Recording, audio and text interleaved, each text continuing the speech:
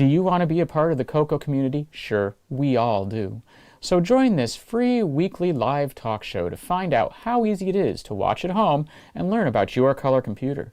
At the CoCoNation, more than 9 million men and women have participated in the community without setting foot outside their homes. And now at home in your spare time, you can see what's happening, or even join the discussion. Choose from any one of these segments: panel intros, project updates, acquisitions, CoCo thoughts, featured interviews and events, the Game On Challenge, news, Ron's Garage, CoCo commercials, show coverage, panel goodbyes, or you can join one of our extra shows. You can choose from the Game On Challenge Live or CoCo Tech. Join the CoCoNation right now.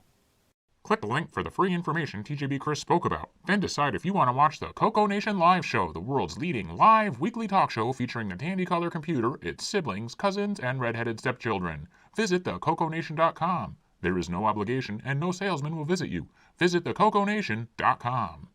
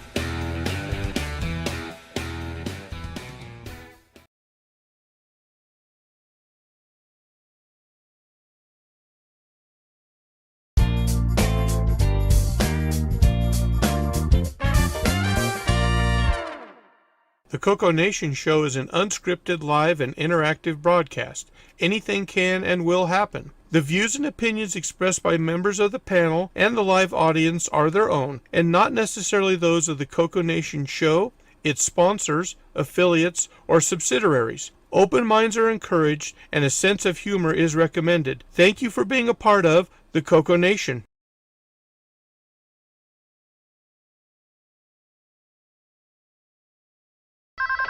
Radio Shack? Okay. What? The 80s called.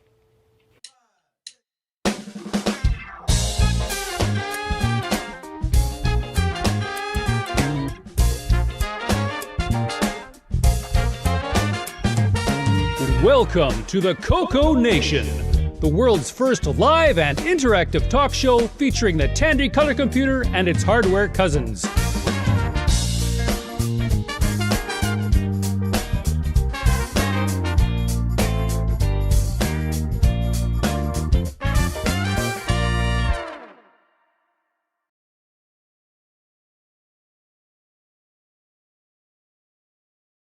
Oh, hey, there's the button. Cool. Ooh, he found a button. Yeah, I found a button. Found But he was didn't it put the in right one either. button? Please do not press this button again. We are live, Oh, guys. let's see. First up, Oops. welcome to the CoCoNation Show, episode 437. Believe it or not. And, yeah, we made it. All right, let's see. On the panel today, we got Rongo Star Peace and love. Peace and love. and me trying to find the right buttons. Next up, L Curtis Boyle Welcome to the show, everyone. and Marco. And he's muted. Muted, but not muted. Nope. Gonna like we whack heard on you your earlier. microphone again. The wave will suffice. All right, in the center square, we got Rick Euland. Remember, the Blue Jays still need your help. Yeah. Want to stay 1, 2, 3, 1, 2. Yeah, we got you now. Ah, Mark's here. And we got Frederick Micro Hobbyist. Hello. Being flaky. And on the bottom row, we got Sloopy Malibu. Greetings and sanitations. Right, and Kevin Holloway. Hello, everybody. And last but not least, Alan, Exile in Paradise. Howdy, howdy, and sorry for me being here. Enjoy the show. We'll try. In the chat, which has been pretty active already today. First up, we got J.E. Jones, 3141. This is I'm going to mispronounce. Azarand. Exile in Paradise, Michael's Wiffles, 68009E. Okay, I get it. Eric Mont, L Curtis, Kevin Holloway, Jim Rye, Brian Blake, Daddy Burrito, Scott Cooper, Jim Rye, Barry. Avoiding that one, aren't you? Which one's that? Beery. Yeah. That's that's Brian Walsh. Okay. It's easier to say Walsh. Yes. Tom Eric Gunnarsson. Tom Eric Gunnarsson. Yeah, get there. Got to refocus here, and that catches us up. Okay, YouTube, you need to go back to handles. So I can handle those better. Right. Is that the chat integration utility that's doing that? I guess it's all of a sudden last week it started not It having. broke. Yeah. It just. Yeah. Some update somewhere to make it more functional. Okay. Could be AI. Yeah. But I tell you, AI is going to have a hard time taking over for plumbers and electricians. Or anything, apparently. I mean. Well, you won't need those. You need those after it kills everybody, like in Terminator. Let's see. They have Okay, maintenance so I spots guess for that we'll sort of stuff. go into project updates. So there's that button and there's that one to make it look better. All right, we were supposed to have BoysonTech on. Maybe he'll show up a little later. Yeah, he's got a couple of announcements. He's going to be talking about the 2 meg boomerang, an update on that, and then he's also got a new MPI coming out called the Titan MPI. He's going to give some details on. There's your teaser. Hopefully, it shows up. Yeah. All right. So Is it the new 16 slot? No, that's the David Latt special. That's a different Titan. 16 slot. Super Titan. Let's see. Rick, what you got? Sure. Let's You asked. Yeah, no, I'm here. I'm just not ready. You know. He wasn't lucky first. So anyway, set the stage. We're looking for parts for this thing, which is the Delmar 5, completely different from this. What was this? The MM1 or the Tomcat? That was on our show. Could be either because you could put custom cases. So, well, okay. So I have one of these, which is not. Oh man, come on, mouse. Which is not that. And you'll recall it had a few ports on the back. the System 5, that was a 68020 base system, right? Yes, and we'll get there. But to go along with this, I found the missing ports from the motherboard. Apparently, they just ran out of holes in the case. So along with TO through T3, we have connector 4, which splits into a modem and a terminal. So you could go on and go with your 5 terminals and a modem on the back if you really needed to. But the main thing that I found, which pleases me to no end, is all the software. Ooh. So woohoo! We know we have a 68230. We know. Oh, you We also know that the System 5 is the same as the CD68X20, which I was pretty sure but didn't know. What does Delmar stand for? That's a good question. How do you get Ed Rizek into Delmar? They were in Delaware. Del and Mary? Del something? It's the C, maybe. I don't know. In any case, I had some really interesting software now that I thought I owned. So yeah, we're apparently running G Windows. We were asking about the GUI. And I still have the peripheral technology microware as well as the Hazelwood one. So I don't know why I have these two. But I do. Yeah, G Windows was quite nice. We ran G Windows under on PCs, actually, like Intel PCs. That worked for a bit. So yeah, I remember it sort of working, but not well. But now I believe it was because the mouse that I have just wasn't suitable. So now I have a different serial mouse that's switchable, you know, micro. Yeah, between the 2-button and 3-button protocols. Well, no, the mouse systems or Microsoft modes and serial. Remember, serial mice were really weird. And the generic one I have, this thing doesn't like it. It sort of works, but it jumps and jiggles and jitters. And it's the only thing wrong with the whole computer, as I recall. Okay, because mouse system, is that the same one that Logitech used for their 3-button mice? Because that 5-byte pack instead of a 3-byte packet? It was, so you had to worry about Microsoft versus the rest of the world for a while. Yeah, because even on the CoCo with the Bruce Eistedt drivers, they had separate ones for the Logitech 3-button protocol and the Microsoft. And I think I have the other one, which has always been my problem, and I couldn't really play with the machine much. Oh, and I got this because I couldn't get any of my IDE drives to work. So now I have an IDE to SATA adapter, so I can plug in any of my 10,000 drives that are big enough to, you know, I got a box of SATA drives I can't pick up versus 5 IDE drives that don't work. So, does it work well? Because I've tried a few models and a couple. I don't know. I hope it works better than the broken drives that I have. You know? So it came sort of recommended, so we'll see. And well, let me know if it doesn't work, because I have a few in my collection that we might do something with. Oh, okay, perfect. Because I just want to. I have all the software on floppies. I have a hard drive, but I'm afraid to fire it up until I can clone it. But before I clone a hard drive, I like to format it in some operating system so we check all the bad sectors and crap.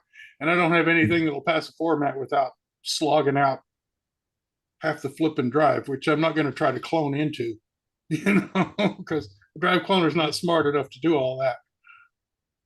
So. And the System 5, I'm trying to remember, that used a VGA card of some sort, like a sort of. Yes, yes. So I only have to, my only hardware problem now is capturing VGA to TV. To stream it. Because, yeah, I have a capture, well, I have a SCART capture. I wonder if I can run VGA to SCART somehow. Joel Evie in the chat just says, just hopped on and we're talking about System 4. And actually, no, we're talking about the System 5. Yeah, this is System 5. The last one, so to speak. Yeah, because the system 4 I think was a 16 megahertz 68,000, and the system 5 was a 25 megahertz 60,020, so a full 32-bit machine, if I remember. Yes, also known as the CD68X20. If you bought just an unpopulated, you could buy the thing as a stripper, motherboard that ran the CPU is on a little card that plugs into the back plane, and you go from there. But Delmar put it all together and kind of brought all the kind of bundled it into a together. system you could buy ready to go. This one disc right here, though, that's worth its weight in gold right there. All these goofy boards work now if you have these. Otherwise, if you have these, not so much. Is that backed up, Rick? Not yet. I couldn't find them for the longest time. I've been digging all week, so it's about to be. I've just got to. Where do you start? With the most critical ones. Well, I'm hoping the way I can start, because it's not. How do I read OSK disks reliably on a floppy and blah blah? First thing I want to do is try to get the System 5 running, and then I've got a means to do OS90 things. I don't know. I don't have a starting point. I don't have an OSK system yet. So I got to get this one going. Can Toolshed read those? Because I know that it can read RBF from some of the early 68K stuff. I will look into that. I never really thought. Well, I never had to. It never got this far because I couldn't find the dang discs. But I will definitely look, because Toolshed has done too many things that I assumed it wouldn't do to assume that it can't do that. So.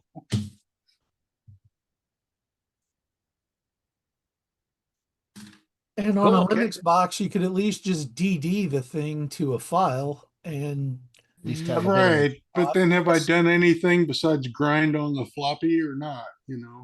Yeah.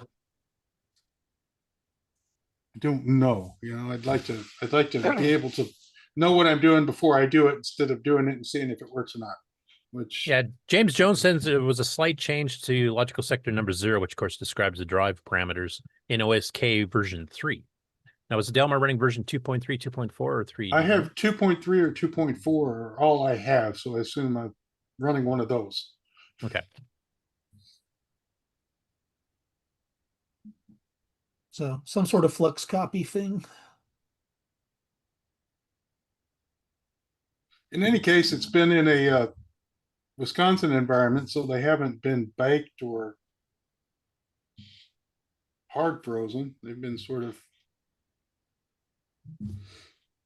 Oh well. Anyway, that's where we're at. Okay. And next up, we've been joined by BoysonTech. Excellent. There we go. Am I there? He's got new stuff. I got you new are stuff. there. Yeah, I'm here. So, let's see. Do update on the 2 meg board. It's still going to be released Christmas. I'm kind of monitoring the situation with the tariffs, because apparently there's some changes in the percentage of what they're taking out, because it's still really expensive. Currently, if I sent the boards up for fabrication, it'd be almost $1,000. So I'm just like, yeah, normally it would be like $400-500, and it's just the tariffs are just, they're just crazy expensive. Right. We got to wait for everyone to quit beating their chests and get back to Yeah, normal. I'm just like, come on, can we just do something with this and move on? So, Do they go to China? I'm sorry? Do they go to China? Yeah. Okay. China's the thing is, even if I went to a stateside and, I looked for someone in the United States, and it was almost more expensive without the tariff, it was like $2,000. They wanted a minimum, and they wanted to do all kinds of other stuff. And I just like, I'll just wait. It's aggravating, but just got to be a little patient with that. And I'm also going to make a couple more changes since I have a little time. I'm not particularly fond of the cabling that between the DAT board and the the memory board, and I'm just going to probably redo it a little bit more, retweak it since, since I have a little bit of time. But like I said, it's still the release date is going to be Christmas 2025 or maybe even earlier. So that's the Aren't those status on that. Aren't those cables in between them just two lines? Yes. Yeah, it's 2 lines, but the thing is I'm using a 6-layer board, so you can't really use a through hole connector. And I don't like the old DuPont connectors, which I used to have on there, and I really don't like them. So I'm doing a different surface mount cable. So it's a little bit different. And so I got, there's a lot less options available to put on that board, because it's also, I made that board a lot more smaller. It's 25% less on the DAP board side. And then the other side is the shape of a boomerang. So again, I don't have as much room to play with either. So that's the challenges on those boards. I thought you would call one of your products, related to your name, like, A Lorbieski? No. Dingleberries or something. Just rolls off the tongue. That ain't Megabyte Lorbieski. Yeah, they'd be sitting there. How do you spell it? Or I could see Boysenberry. Yeah, Like you pronounce Boysenberry. it. Oh, the BoysonTech. Yeah, Yeah. I mean, Boysenberry. yeah. Yeah. That's actually I might rename the MPI project differently. I just picked Titan because I try to name it after Roman or Greek gods, and Titan was one. Hey, that's a cool name. And I showed it to one of my Radio Shack friends, and he just said, "Oh, that's a great name." It said, but last time somebody used it, their project kind of imploded, down in the sea. And I was like, "Yeah, I forgot about that." So I might change the name to Titan on the MPI. So I don't, but I was very surprised when there's been some interest with a new MPI, and I was really surprised to see just the response of how many people actually want one. And You need a David Ladd version? yeah, 16 slots? Yeah, I was toying around with with different designs, and I thought, because Jim Brain had one called an expander. It was in prototype, and I thought do something like that, a 16 port. But it's like, how many people really are going to really want a 16 port board? And I thought maybe even make a 4-port and then expansion slots. And I was like, I don't think that's going to be cool either. There is can one. give His you the initials are exact number. DL, but Yeah. Yeah, like I said, I 15 slot MPI too. Yes. yeah. And the thing is, a lot of people will be, yeah, I'll do it. I want one, 16 port. You get one, and all of a sudden, oh, wait a minute, that's too much. And so, you make so many of these boards, and you're sitting there now holding all these parts and stuff. So I don't know. Right. Well, how about an expansion system where you got your regular 4 ports, and then you can plug another 4 onto the end, and then another 4 on the end, and you call it the TI special. Yeah, actually, that's actually a good idea, and I thought about doing that, but I was like, I don't know, because Imagine the reflections. yeah, Well, you do it like Tandy did. You pass all that on to the expansion. So the Right. original one has the port, but it does no allowances for having anything on that port. And Right. the expansion has to do all the bookkeeping and the work. right. We'd So, have to send out a warning that your desktop needs to be adequate. Yes. And So power when supply. Yeah, so when I was coming up with the design, I was over at VCF Midwest, and I talked to Chris. I cannot pronounce his last name. It's Tiersting or something like that. And he has a open source MPI that he did last year. And I was talking to him and said, yeah, I think about doing one, and I was going to use a CPLD, to replace a lot of the chips to make it smaller. And again, I think I told the story before. He pointed out, well, the bad thing about something like that, if it breaks down, then people really don't have a way of fixing it. And a lot of people don't have the capability of of reflashing that CPLD and, knowing how to do Verilog or anything like that. So that's the reason why he did his the way, he took his basically verbatim from the Radio Shack manual. And I thought about it, I said, that makes a lot of sense. And known quantity. Yeah. But it's And compatible with CoCo 3, right? With the upgrade. Right.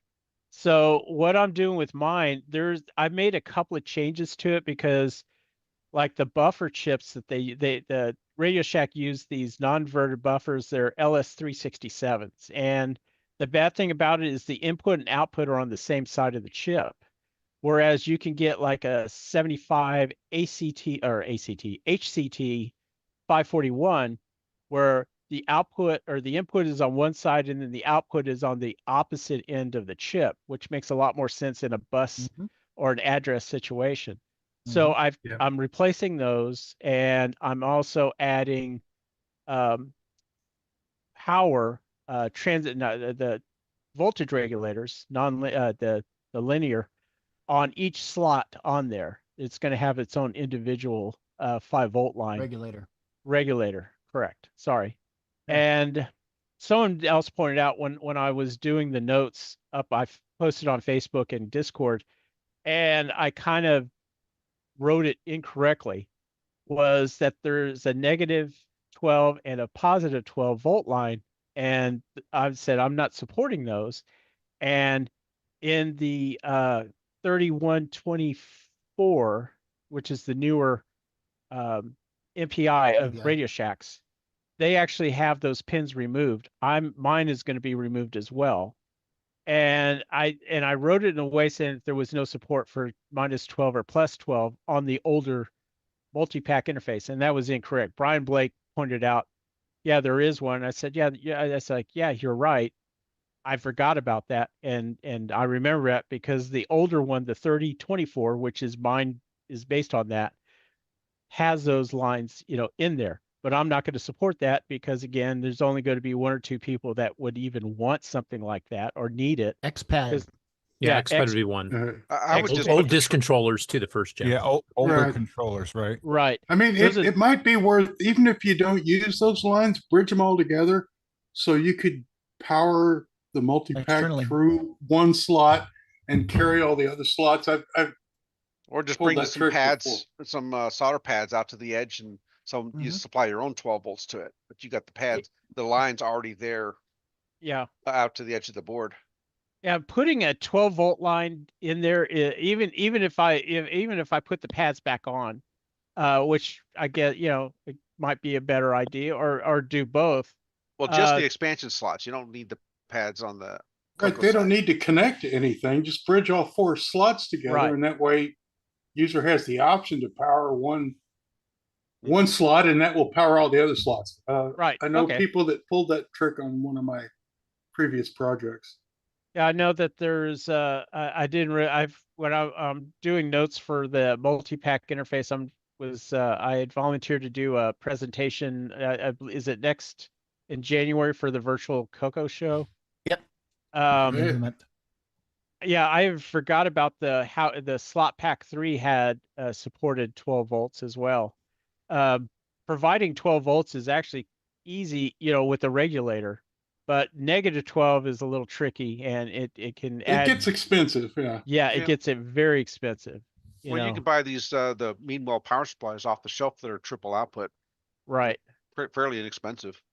Right. Well, again, if you're going to just do that, start to finish. If you, it's one of those things of how many people are you really accommodating?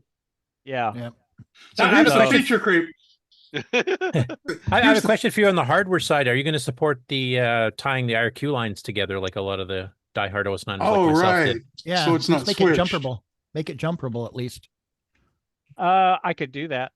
I mean, yeah. again, like for OS9 users with a lot of hardware, then you get all the interrupts without missing any and having to reprogram the slot every time, which kind of screws it up. Right, which really. Or if you have a switchable thing, shut it off, then your auto start ROM pack games can still work. Right. I have that. Oh, go ahead. I was going to say, I have my own feature creep for you. Okay. Here we go. Here we go, feature creep. To save assembly money, you could draw the board remember AM radio kits where you could build or FM radio kits where you could build the FM decoder as individual parts, or you could just stick an IC in. Right.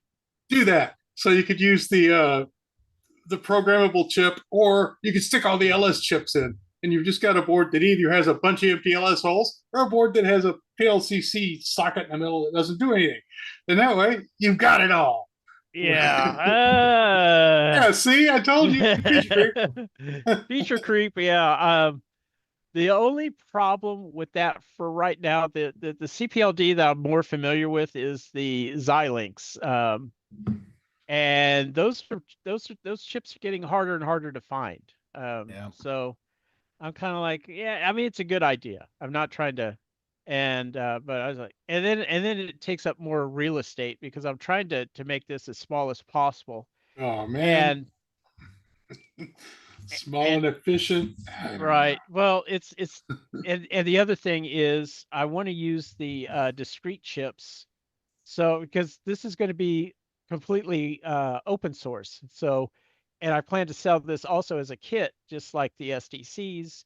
So people can put one together, or if they decide, well, you know what, I'll just get the parts myself, or I got some of the parts and I'll get my own board, et cetera, et cetera. Thank you for doing that. Yes, oh, yeah. Nice. Got a question. Sure. How complex do your CPLDs have to be? As far as well, because there you could use the alternative, like something that is accessible for people, like the ATF 750. Right. Is probably something interesting. Oh, for the multi-pack interfaces, they're nothing complex at all. So okay, right. I think a 16V8 might do it. I mean, just a tiny little thing. It's just then you're married to knowing how to program that and yada yada. Right. Yada. I just now the only thing that is going to be on there programmable is it's going to use the PAL. Well, it's not a PAL chip anymore, and it's not a GAL. They have a, that one chip for the addressing. Just decode it properly, and it works on everything. So you don't need to have an option there. It just does it right the first time. And, right, but that chip is going to be in there, and of course, there's a lot of people that can program that, and it's relatively cheap. That's the only thing that's going to be programmable. The only surface mount stuff is going to be the power regulator. I'm going to be using a Texas Instruments TLV 767, I believe that's what it is. Okay. So are you going to use the old inline PAL GAL chip like the big multi-pack had? Yeah, that's what I was talking about. Okay. Perfect. Yeah, it's like I said, there's just going to be a couple of differences with it, and I forgot about the option with the interrupt. I'll go ahead and add that in there. That's not a problem. Just put a jumper for each one, so you can select one or all of them. Right. Or none of them. So yeah, I could do that. That's right, because if you do it right where it comes out, you can do it with just a little jumper block instead of having all kinds of bodge wires all over. Right. Yeah, or I could even do it as a switch, or even make it software selectable as well. And yeah, I mean, like I said, it's in the planning stage. I did the obvious address buffer or data lines already, and that was the one that I had posted up there. Again, I was very surprised how many people really want one of these things.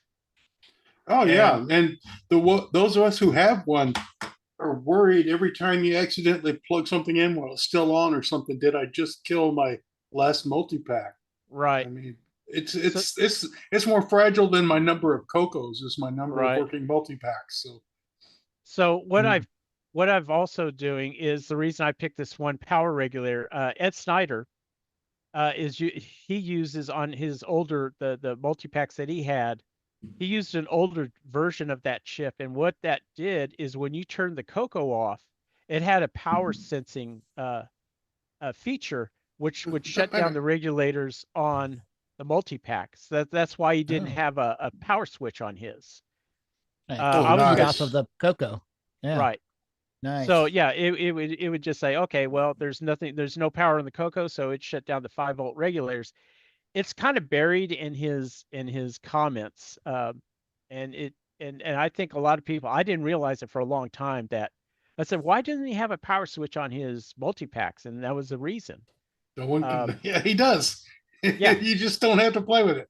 Yeah, so you don't have to play with it, but I may put one on there again. I'm in the planning stages of it, and I plan to release it probably around February 2026 is my target date on that. The other reason I wanted to keep it open source, have all the files available so people can get all the parts and the boards or, whatever, if they, they don't have to get them from me. Is people like in Canada, I mean, Retro Rewind can get this stuff and he could sell it. And people in the United Kingdom, they could do the same thing. They don't have to go through me. They could get those parts cheaper, don't have to pay all those stupid tariffs. And, I just want to share this out to the community. And I think in the long run that I would probably, it'd be better off. I just don't want to hold this hostage or try to capitalize on it. Because one of the reasons I got involved with this multi-pack interface is I've seen prices for those things on eBay. One guy's trying to sell one for $500, and I'm just like, Oh, jeez. Yeah. you got to be out of your mind. I mean, it's not that expensive. I could see the one that he's trying to sell is new or fairly new in the box, things like that.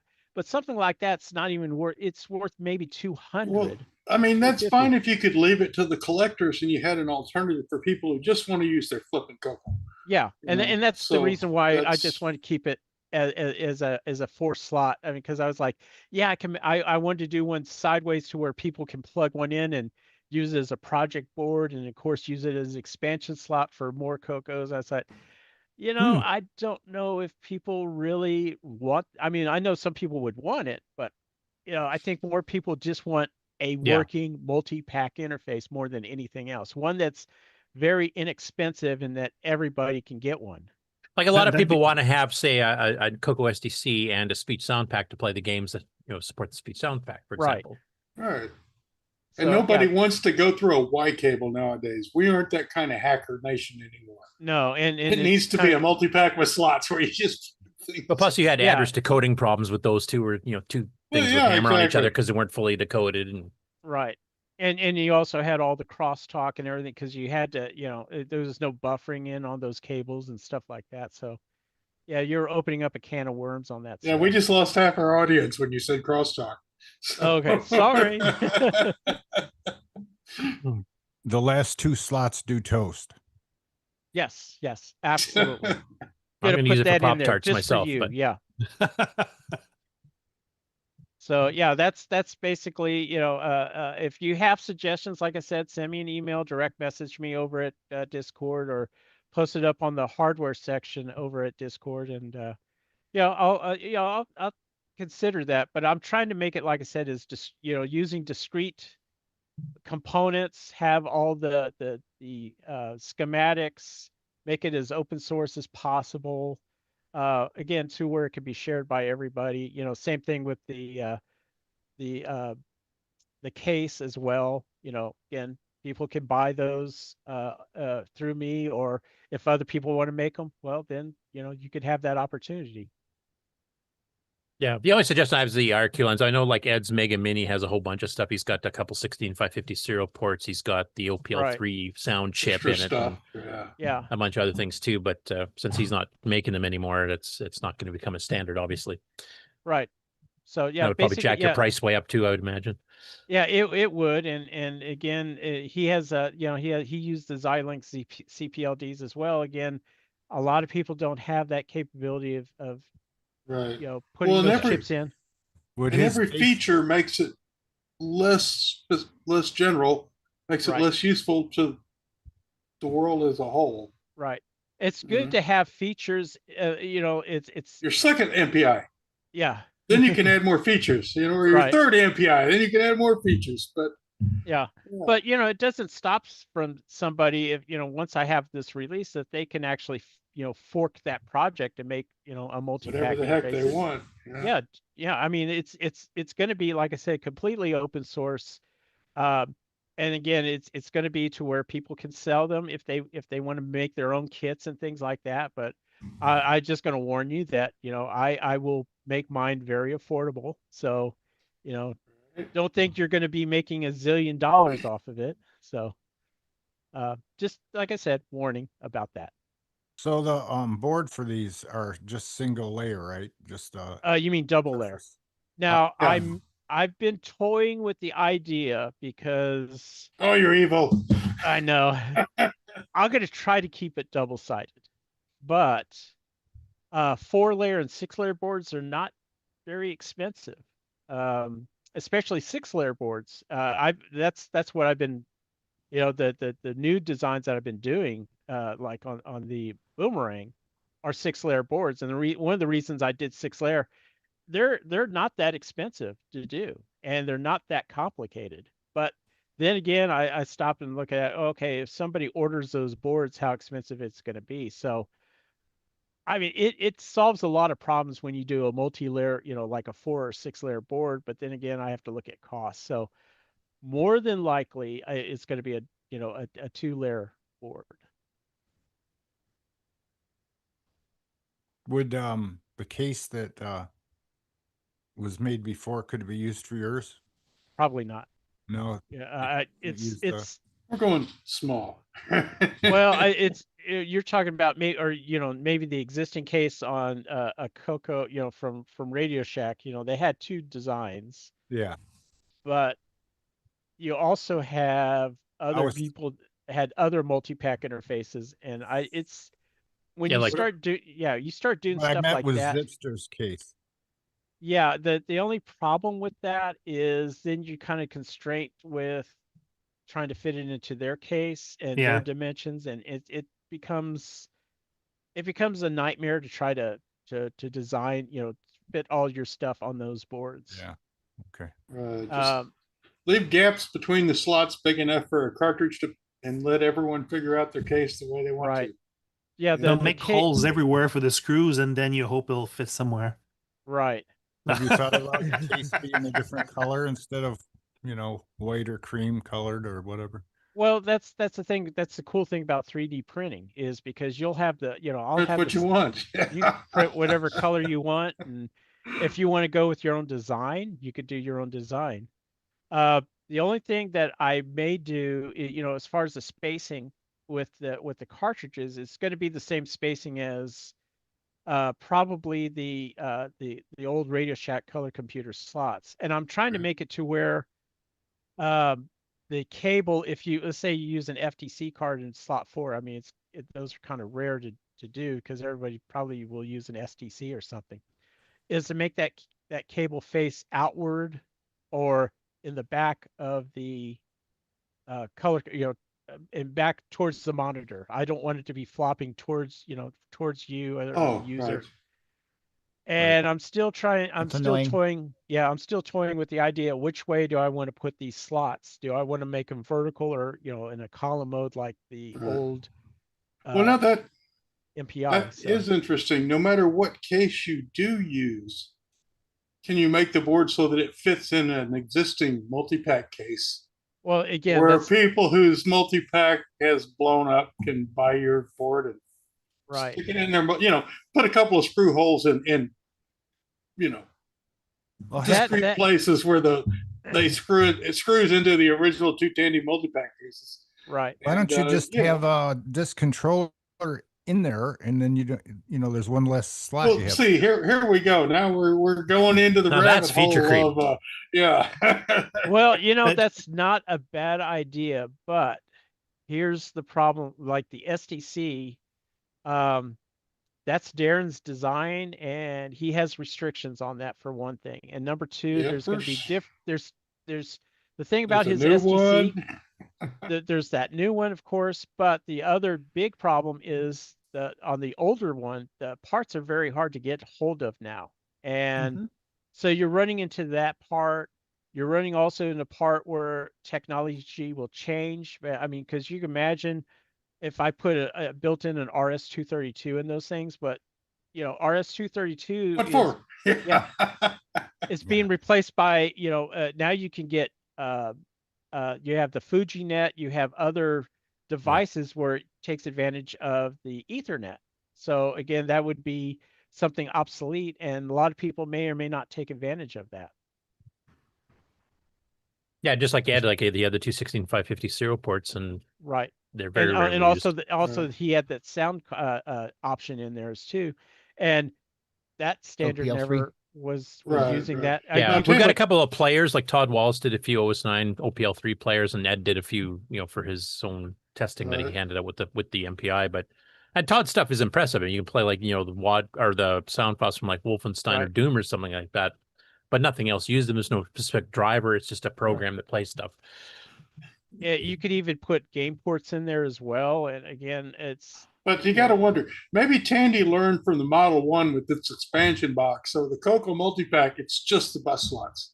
Right. We aren't doing this and that. It's just bus slots, folks. Right. So yeah, that's going to be the priority, is to make it, as Radio Shack had theirs. I mean, because it's a very, very simple design. I mean, the only complex part about it is the logic for the slot select, and it was kind of ingenious how they did that. But other than that, there's nothing else extraordinary about it. So yeah, that's basically all the updates and everything I have. So nice. Cool. We're gonna get a multi-pack. Okay. Yeah. Just to have one available when something goes. When will it be ready? My target date is February 2026 is the target date. So it may be early. It's not going to be any earlier, but it may be a little later. It definitely before CoCo Fest. Was it you that made the SDC boards black? Yes. It's going to be black. Is it? Good. That's cool. Yeah. Yeah, that's basically my signature thing, is making them black. Wouldn't it be neat to have a black MPI with black CoCo, Right. So yeah, I the reason I went with black, I told this story a bunch of times, is when I did the SDCs, I wanted mine to be just different from everybody else's, only because I didn't want people to buy it from somebody else, come back and try to say, your stuff didn't work. Yeah, you broke my stuff.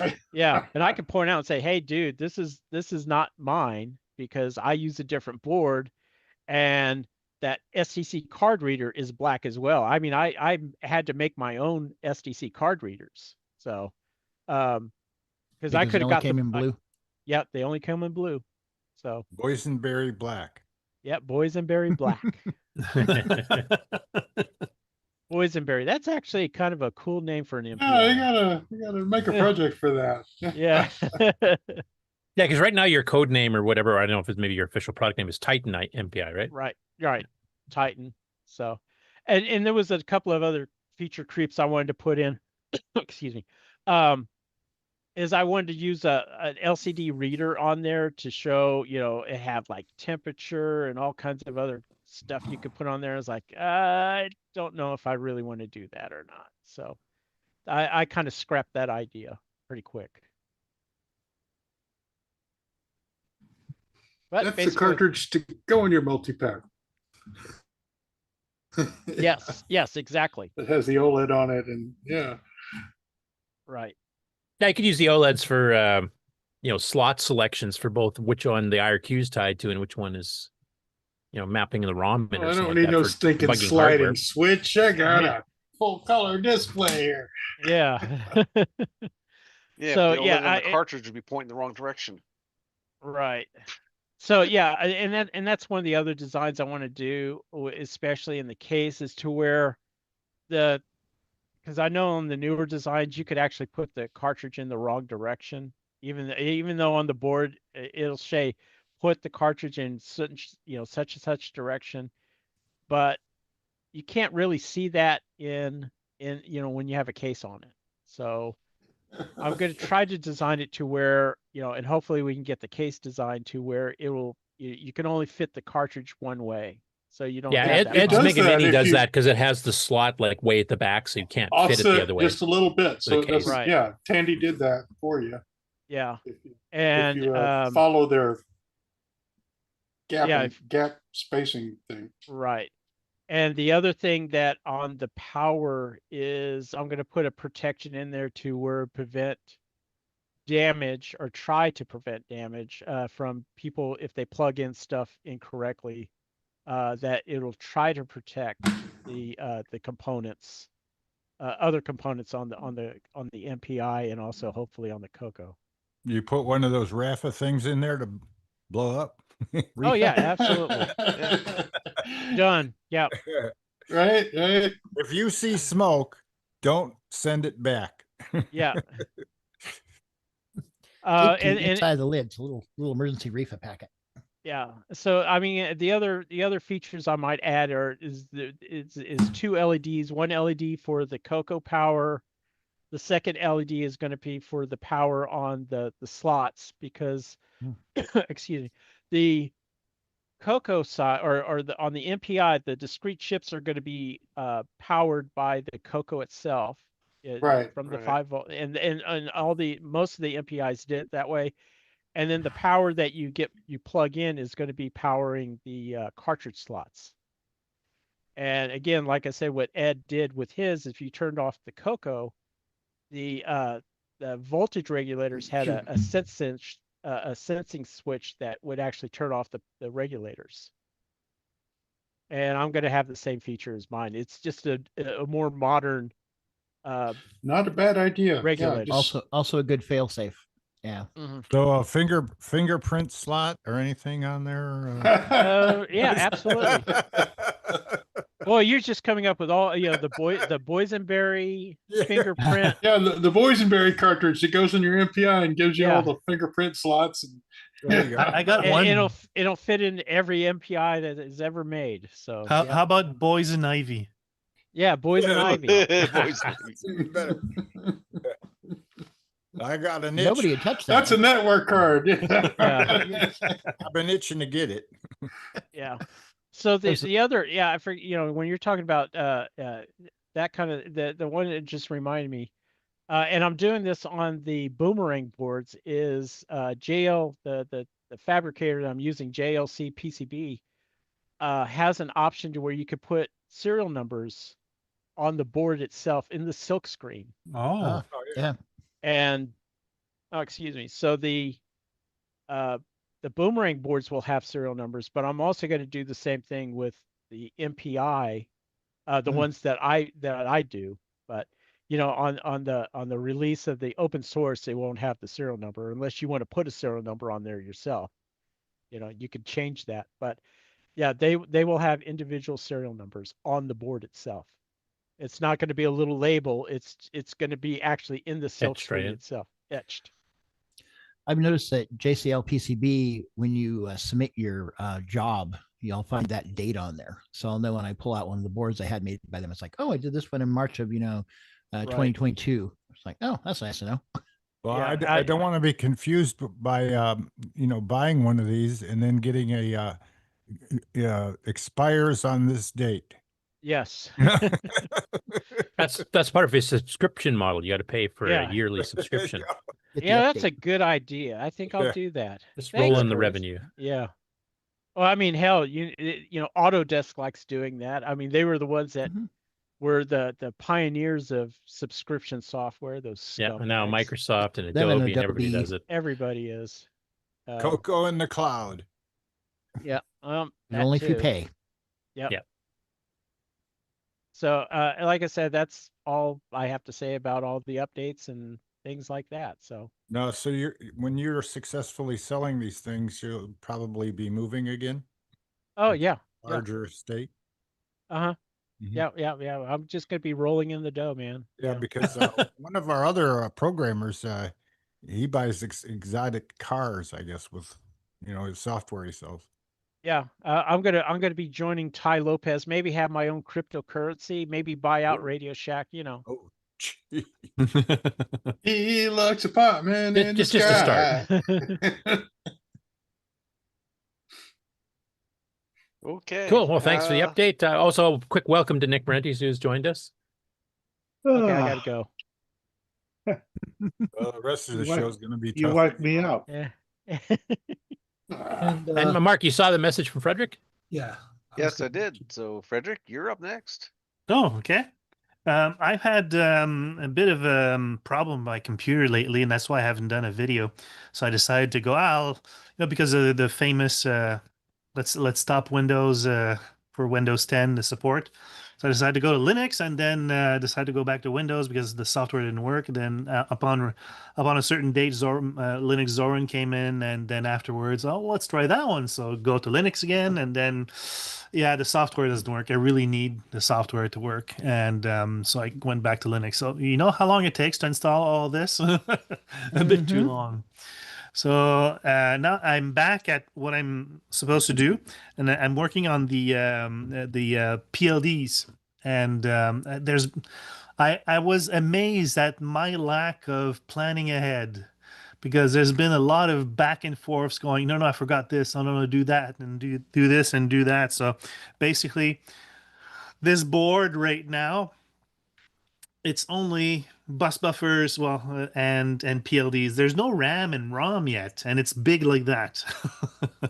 But I need those bus buffers if I want to do a nice beefy system with a lot of gear on it, because we are going to do a lot of feature creep on it. But basically, the 4 PLDs you see in the bottom, they're a bit hidden by the wires. There's 4. It's all the decode for all the peripherals almost all the peripherals is going to be there. So you got the VDP and the PSGs in there. So that's why it's huge. But I just needed to do them because there's interdependencies between each of them. Because if I would be able to use a one like an ATF 1508, which is a 100-pin surface mount, it would be one chip, and it would be smaller than what I'm using right now, but one day maybe I will. So that was it. I'm working on it. The video's probably going to be up in 10 days. Sorry about the delay. This looks like a work of art there. Looking forward to it. Yeah, a lot of colors, huh? Yeah, Mhm. absolutely. Oh, by the way, the LED in the center will automatically also change color to the speed you're at. So it's either going to be what was it, green? It's like half a megahertz. Well, the system can go up to 4 or 5 megahertz. I haven't tested 5 megahertz yet, but it works at 4 with my previous board. So basically, I have 4 speeds: 0.1 megahertz, 1 megahertz, 2 megahertz, and 4 megahertz, and they each have their color. So blue for 0.5, green for 1, yellow for 2, and red for 4 megahertz. Red because it's red hot. Nice. Red alert. Where does this blue wire go? Cut it. Find out. That's what I loved about breadboards. hit the red You come one. back a week later and there's one wire just flying there, and you go. And another feature creep I put in there, it's not there because I removed the button because I wanted to do it later. A pause button that actually literally halts the CPU. Just halt. Yeah. Pause. How you like me now? It's debounce and everything, so there's no like skipping and whatever. That's the phone call button. Oh, yeah, they're good, especially on a breadboard like that. You might just need to stop it for a second. Yeah. Yeah. So Cool. that's my update. So Small one. Of all the operating systems you had to mess with, which one was easiest to deal with? Oh, I haven't messed with an operating system aside from making my own. Putting it in or taking it out. My intent is to. I mean, did you have to put drivers in and mess around with stuff? Yeah. Or? But if you saw episode 0 or episode 1, actually, it's my intent is to run Nitrous 9 and build my own drivers for it to work. But I may call email Curtis once or twice. But I'm not there yet. I'm not there yet.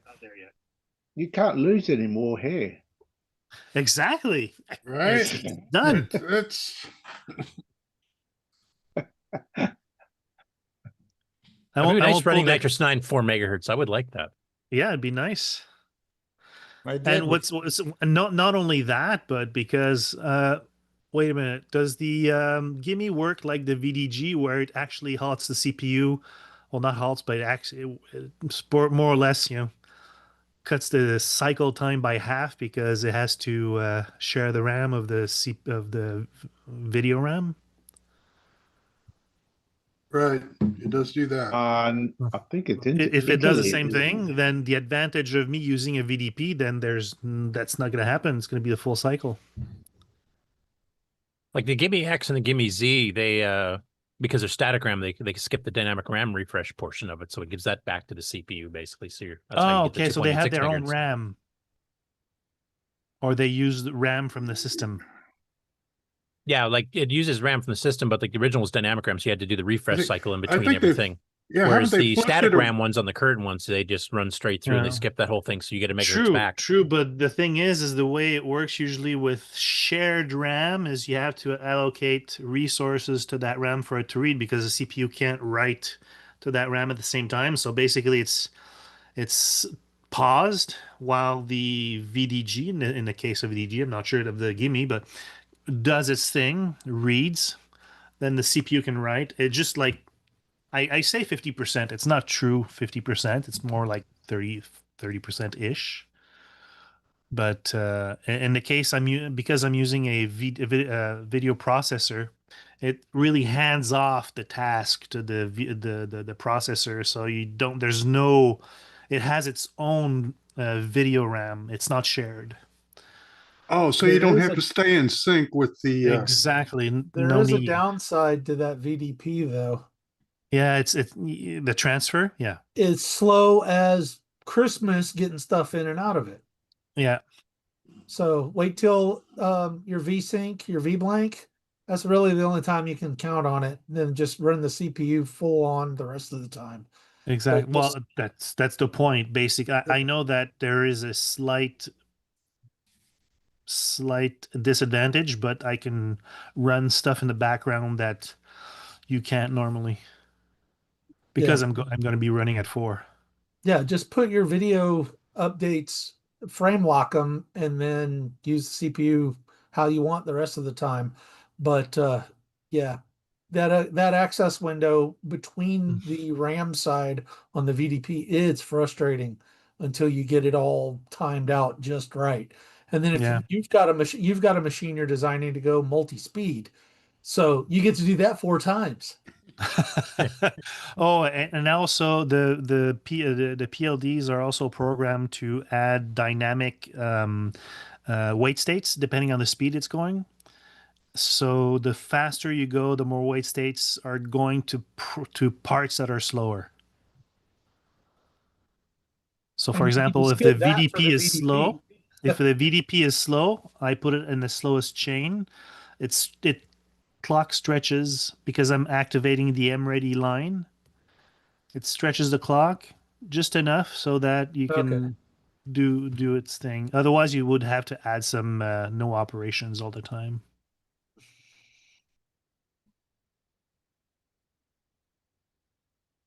Well, cool. Thanks for the update. No problem. Was there any other project updates or acquisitions? I kind of got on the pre-show a bit late, so. Yeah, nothing else on my list. So, ready for commercial 1? Yeah, you want to do the news after, or are we doing game on first? Sloopy? Game 1 would be nice.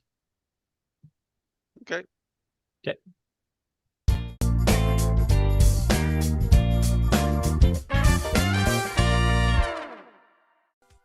Hello everyone, it's your good buddy, your good pal Amigo, and joined by that dastardly The Brent from ARG Presents. You're watching CoCoNation. I feel like that should have been longer.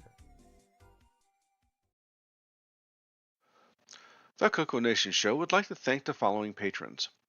AC's 8-Bit Zone, Alex Gare, Alan Huffman, Barry Tompkinson, BoysonTech, Brendan Donnie, Brian Walsh, Brian Weasler, Karen Askham, Coconut Bob, Daddy Burrito, David Ladd, Derek Smithson, Diego BF109, Don Barber, Eric Canales, Frederick Segard, Glenn Hewlett, Graham Wabke, Grant Leedy, Henry Gernhardt, Henry Strickland, Jason Warrens, Jeffrey Drywater, Jim Mullis, Justin Larson, Ken Reichard, Kevin Holloway, Michael Hill, Patrick Euland, Paul Fiscarelli, Paul Shoemaker, R. Allen Murphy, Richard Harding, Rob Inman, Rocky Hill, Steve Bateson, Terry Trapp, TJB Chris, Tom C., Tom Gunderson, Tom S., William Athing.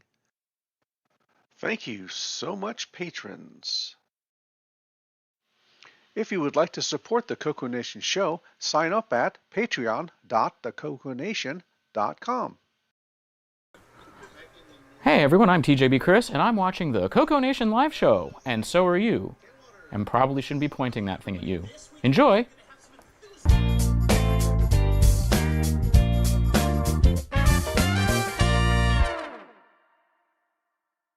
Welcome to everybody's favorite segment, Who's New to Discord? Angel says, your name? Angel E. Your systems? CoCo 3. How do you retro? Searching for 6809, I found the videos of Steve Bjork. Where did you hear about us? I think in the Color Computers page, I found loot useful PDF there. Looking for. It will be fun to learn about microprocessors with something as CoCo or Dragon. G. Posco says, hi, I'm Gary. I've had color computers since the first CoCo 2 back in the 80s. After about 20 years I'm back and I'm getting into building my first board. A Rocky Hill 31340 board. I've forgotten more than I realized and hope to learn a lot. I'm not really into social media but I'm willing to find out more. Old Scott says, your name? Hello all. Real name is Craig. Your systems? Too many. Mostly 8-bit, some 16-bit. My original machines were the TRS-80 Model 1 and LNW-80. My CoCo 1, CoCo 2, and CoCo 3 came from my grandfather. How do you retro? I like to diagnose, repair and restore machines. Looking for. Learning about how other people are using their machines and getting assistance with machine-related matters. Tuck says, name, Tuck, systems, Model 1, Model 4P and a bunch of 1/4P/3/4 ready to pass by my workbench. How do I retro? I sell and repair systems. How I heard, Ira G's Tandy Discord. Looking for things the community is interested in that I might be able to help with. The preceding bios were edited for time. Thanks to BoysonTech, Frederick Micro Hobbyist Sigard, Glenside Computer Club, Paul Fiscarelli, Paul Shoemaker, Tandy Color Computer 3, Wingnut 2626, and the CoCoNation patrons for boosting the server. Please consider joining Discord and visiting the welcome section to read these bios in full and see what the community has to offer. Just go to discord.thecoconation.com. See you on Discord.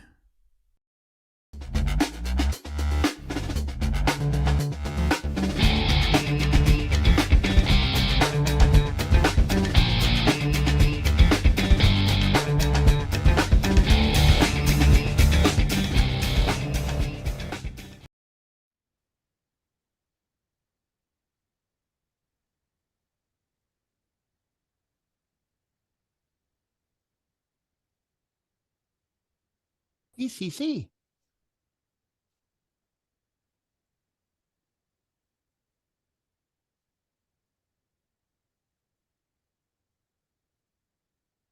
You forgot the C.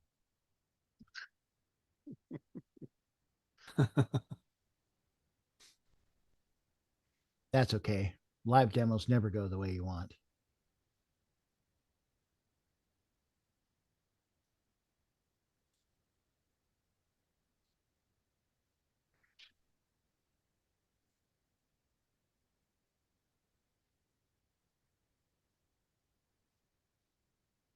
If you're talking, we don't know. Yeah, you're muted. No, that's good. I can sleep now. It looks like nobody played. Ah, there he is. That's Ken. I'm used to using the mute button on my microphone, and I didn't this time.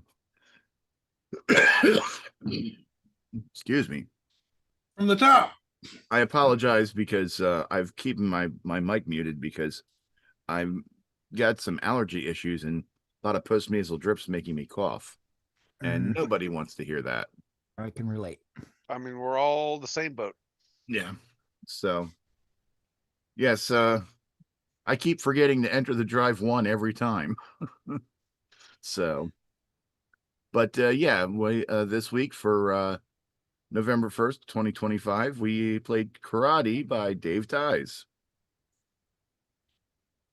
We had 4 fighters. So that doesn't seem too popular.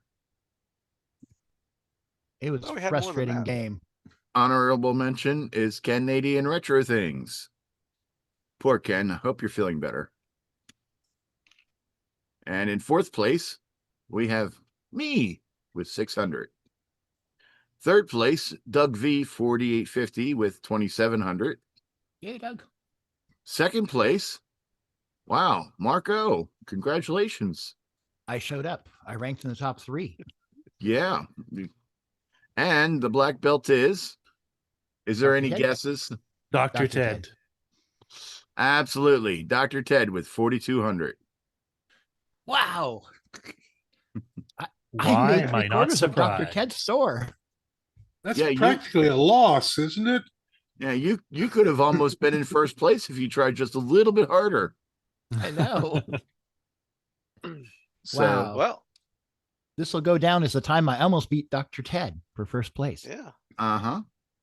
And So, the CoCoNation salutes Dr. Ted. Salute! So, I guess. all right, Mr. 4,200, I don't know. Yeah, Mr. Professional Marco, tell us, how did you do it?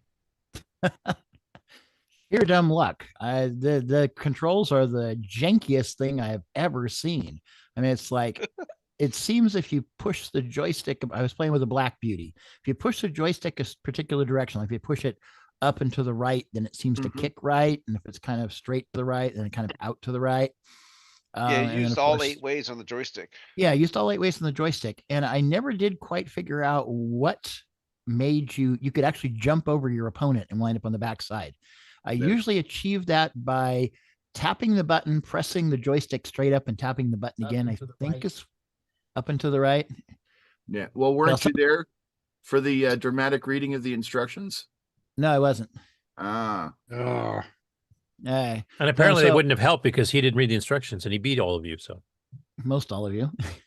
Yeah, I said I actually had really good luck. If I could jump over my opponent, then I could usually move far enough to the right and back kick and get them.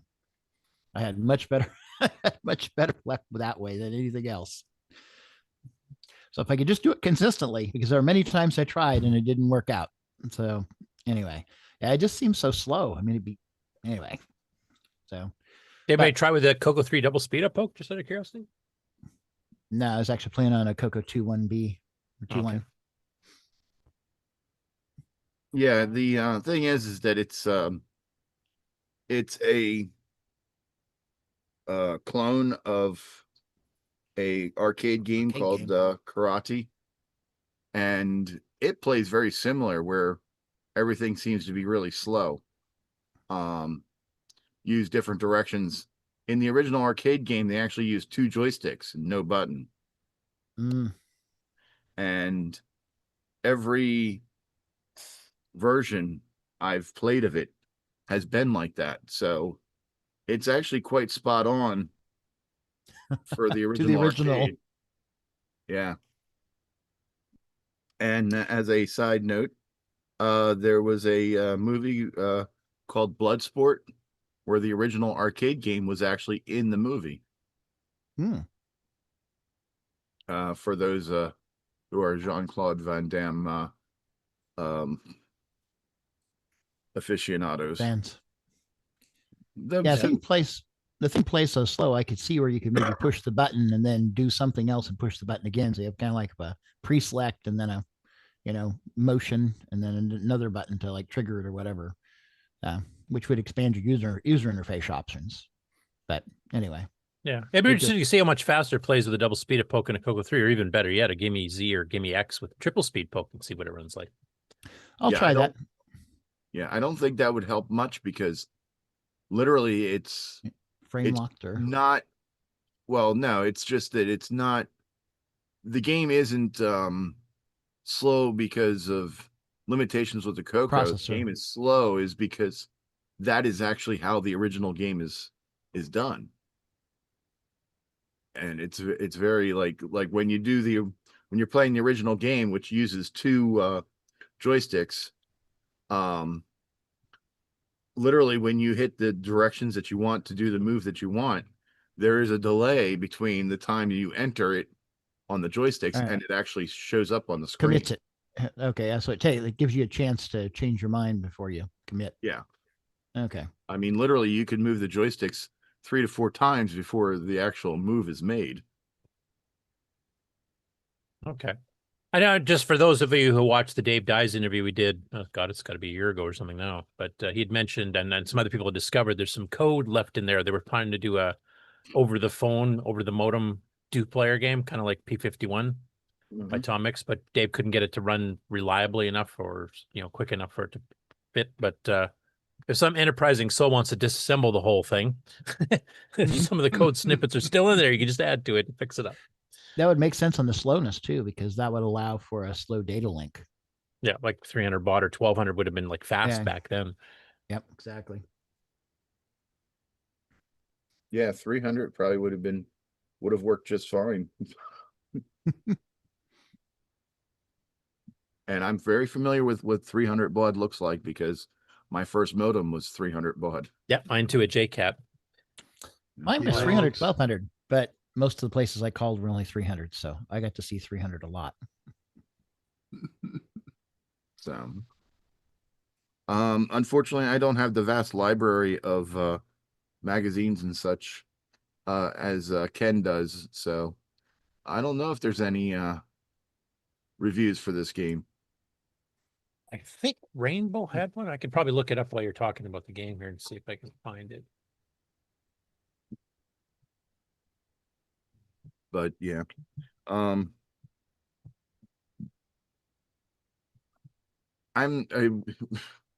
not a lot to say about the game. I mean, as you could see, not a lot of people played it.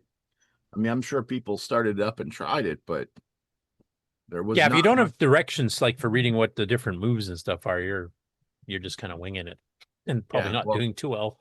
I didn't know that. Well, I listened to the directions being talked about, and I mean, I understood the concept. You'd have to do a direction in the button to actually move or perform a hit, but I still was just randomly hitting things. Yeah, but the question is, did you listen or did you hear? But then I just continued to move directions in different things, and I got lucky on the 600 that I got, because that was like, I think only one hit that I got the 600 for. Wow, I got a lot of those. I had a lot of scores were 1,000 to 2,000. I don't the know. one it was, the 3,000 was the only one I got like that. Most of them were, maybe 2,200, 2,500, but yeah. And I don't know if anyone got that subtle joke where Frederick asked if I actually heard it. We did. And I just kept going like I didn't hear him. Yeah, that's the way to go, is just ignore. Right? What you gonna do? And all the efforts I put into dramatic readings. He was politely ducking listen. Yeah, I did listen to the dramatic reading. But I neither listened nor heard. Problem is he was reading it when I was working on the previous week's game, so I wasn't paying attention. That's what happens when people are not there. They don't hear it. Even if they are listening. Listen, yes. So what was everyone else's excuse for not hearing the instructions? Oh, they weren't there. And why weren't they there? And since I'm looking at you, Rick, right here in the middle of my screen, why weren't you there? I was digging through the dang attic looking for floppy disks. Playing with your floppies, I see. Priorities. Well, okay. It's a hobby. All right. And looking into the chat, it seems that Erico, hello, always, I did play this game a lot back in the days. The later stages get very hard. The enemy starts using the defense poses just about all the time. Wow. There's later levels? I got to level 2. Hey, and I got a 1,200 point bonus. That's the only reason I got the 3,000 something. By the way, you saw Kieran, his dog ate his joystick. That's why he wasn't playing. Yeah, so yeah. Also, Yeah, the fact it was sure. after midnight for him. Yeah, dog ate his joystick. Yeah. I'd use By the way, that. your dog may require surgery to fix that. Just Yeah. Especially if it's a deluxe joystick. Yeah.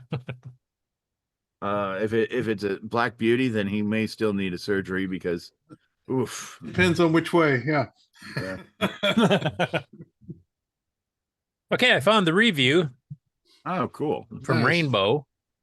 It's in a very special issue of Rainbow, which some of you long-timers might remember, September 1986. Does that ring a bell as to why that might be special to anybody here? The games issue. That was the issue. That was the year that I got my monitor. Birthday to the CoCo 3. Yep, that was the CoCo 3 announcement. Good one, Ron. Oh. So I'll share my screen here once I figure out where the heck I put it. Oops. And that's why he's Ron Deluxe. Right. Someone So here that's- knows something. Who knew? So that's the cover, you guys may remember. Ooh. That was a very special issue because we got a lot of advance notice from like CompuServe and Delphi that this was getting announced. And of course, Rainbow rushed this issue out, try to get it, fairly quick. But yeah, it was the announcement of the CoCo 3. So anyway. Notice the gold rainbow letters. So get a kick from karate. So the reviewer Jerry Simons mentions a 64K. I don't think extended basic was actually required.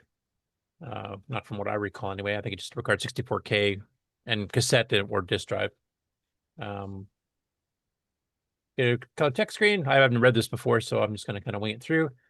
Objects knock down your opponent, and like Sloopy mentioned, this is actually based on an arcade game, which was also slow, and it wasn't one of my favorite arcade games, but it had the same half point and point system for different moves that you'd use to defeat your opponent or them to defeat you. Has a top 10 score list, which is pretty common for all the ones that Diecom did. Dave Dies, and this is one of his first titles too. It might have actually been one of his launch titles as Diecom. It was either one of the very first ones, or it might have been in the second set. So it's fairly early on when he started doing independent, because he had been writing games for Seguero Software and a few other companies before that. But this is when he was kind of going off on his own.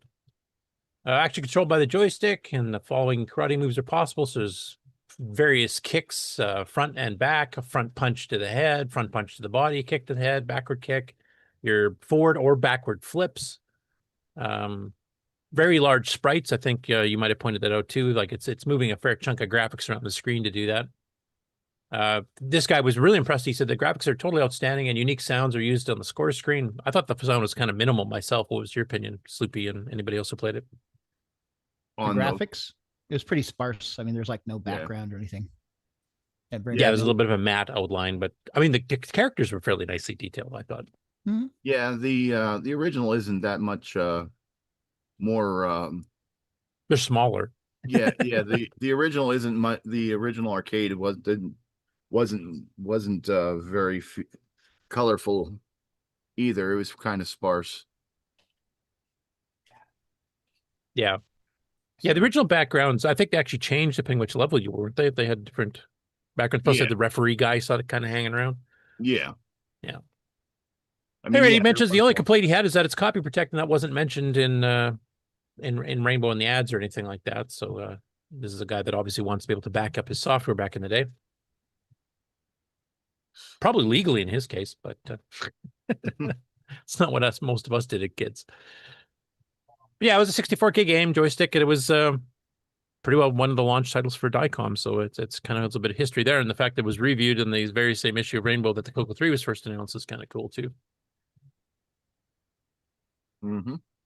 And we've got very few fighting games. Like if I remember correctly, the Amigos did a review of this one a while ago, and they just reviewed another one, which is a hybrid basic and assembly language one recently. And then after that, we have like Come Guy from Sundog and Kung Fu Dude by Sundog as well, which is more of a side scroller type thing. But this is a genre that a lot of the other machines, and Mark, you can probably attest to this too, like the Commodore 64, the Apples, I think had quite a few of these karate style games. The CoCo only had, I think, maybe half a dozen at the most.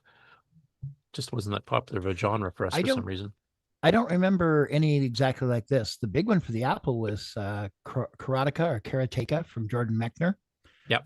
Who later on made Prince of Persia. And he used stop motion capture originally, 8mm film, and then later on went to video. Drew the characters based on the film to get really accurate movements. Oh yeah, that's why his stuff is beautiful. It's like he only did a couple video games, but they're like, ah! What about one-on-one? Remember that? Oh, Eric Montero in the chat mentions there's another one I forgot, CoCoN by him. That's using one of the basic compilers now. He just did that one recently. It's kind of a Conan influenced one, and the Semi-Graphics 4, if I remember. That's right. There was another one called Swashbuckler for the Apple. That was, I fairly it was remember sword that fighting. one. It was sword fighting, but it was, again, player combat. So yeah, that was kind of cool looking too. I think that was a Broderbund release. Yeah, there's pretty much same for the Atari 8-bit. There's Karateka and a couple others, but because it wasn't in my wheelhouse, in my wheelhouse, so to speak, I didn't really get to play them much. I was never really big on fighting games. So yeah, I think the fighting games, they were really popular in the arcade, and they started really taking off, I think, on more modern gaming platforms like the Double Dragons and all that kind of stuff. That's where they really took off and became whole genres by themselves. But back in the day in the arcade, you had like Kung Fu Master, which is a side scroller, the karate one itself. There's a few, but not a ton. But once the dual player head to head started going, that's I think when it really took off. Isn't one-on-one sort of like fighting, but it's basketball, but no, there's no fighting in it. You're just tossing the basket over somebody's head. Yeah, but or they're ball going over back. somebody's head. It's two characters going back and forth, right? Larry Bird, and Dr. J. Yeah, wasn't that an OS9 game? Nope. No, that was a 64K game by Steve Bjork. Oh, and that was a cross-platform on that. That one was done for almost every platform, I think, 8-bit platform at the time. So I'm sure Mark and Sloopy have probably seen their versions of it as well. Yeah. Seen it on the Apple. Davey Mitchell says, does Dino Wars not count? That's kind of a fighter game. That one I would say. But yeah, I think a big part of the reason why you didn't see a lot of fighting games on the early computers is because, one, they were mostly owned by geeks, which didn't have friends to play fighting games with. True. and two, most geeks were allergic to violence, and they'd break out in a rash of blood anytime they got near violence. You see, we could have had fighting games head to head if we just had, between different computers, like if an Atari played a CoCo guy. Yeah. Then the 8-bit wars would have began. But Rock'em Sock'em Robots. Yeah, I don't know about anyone else, but if I wanted to do any fighting, all I had to do was just go to school. Right?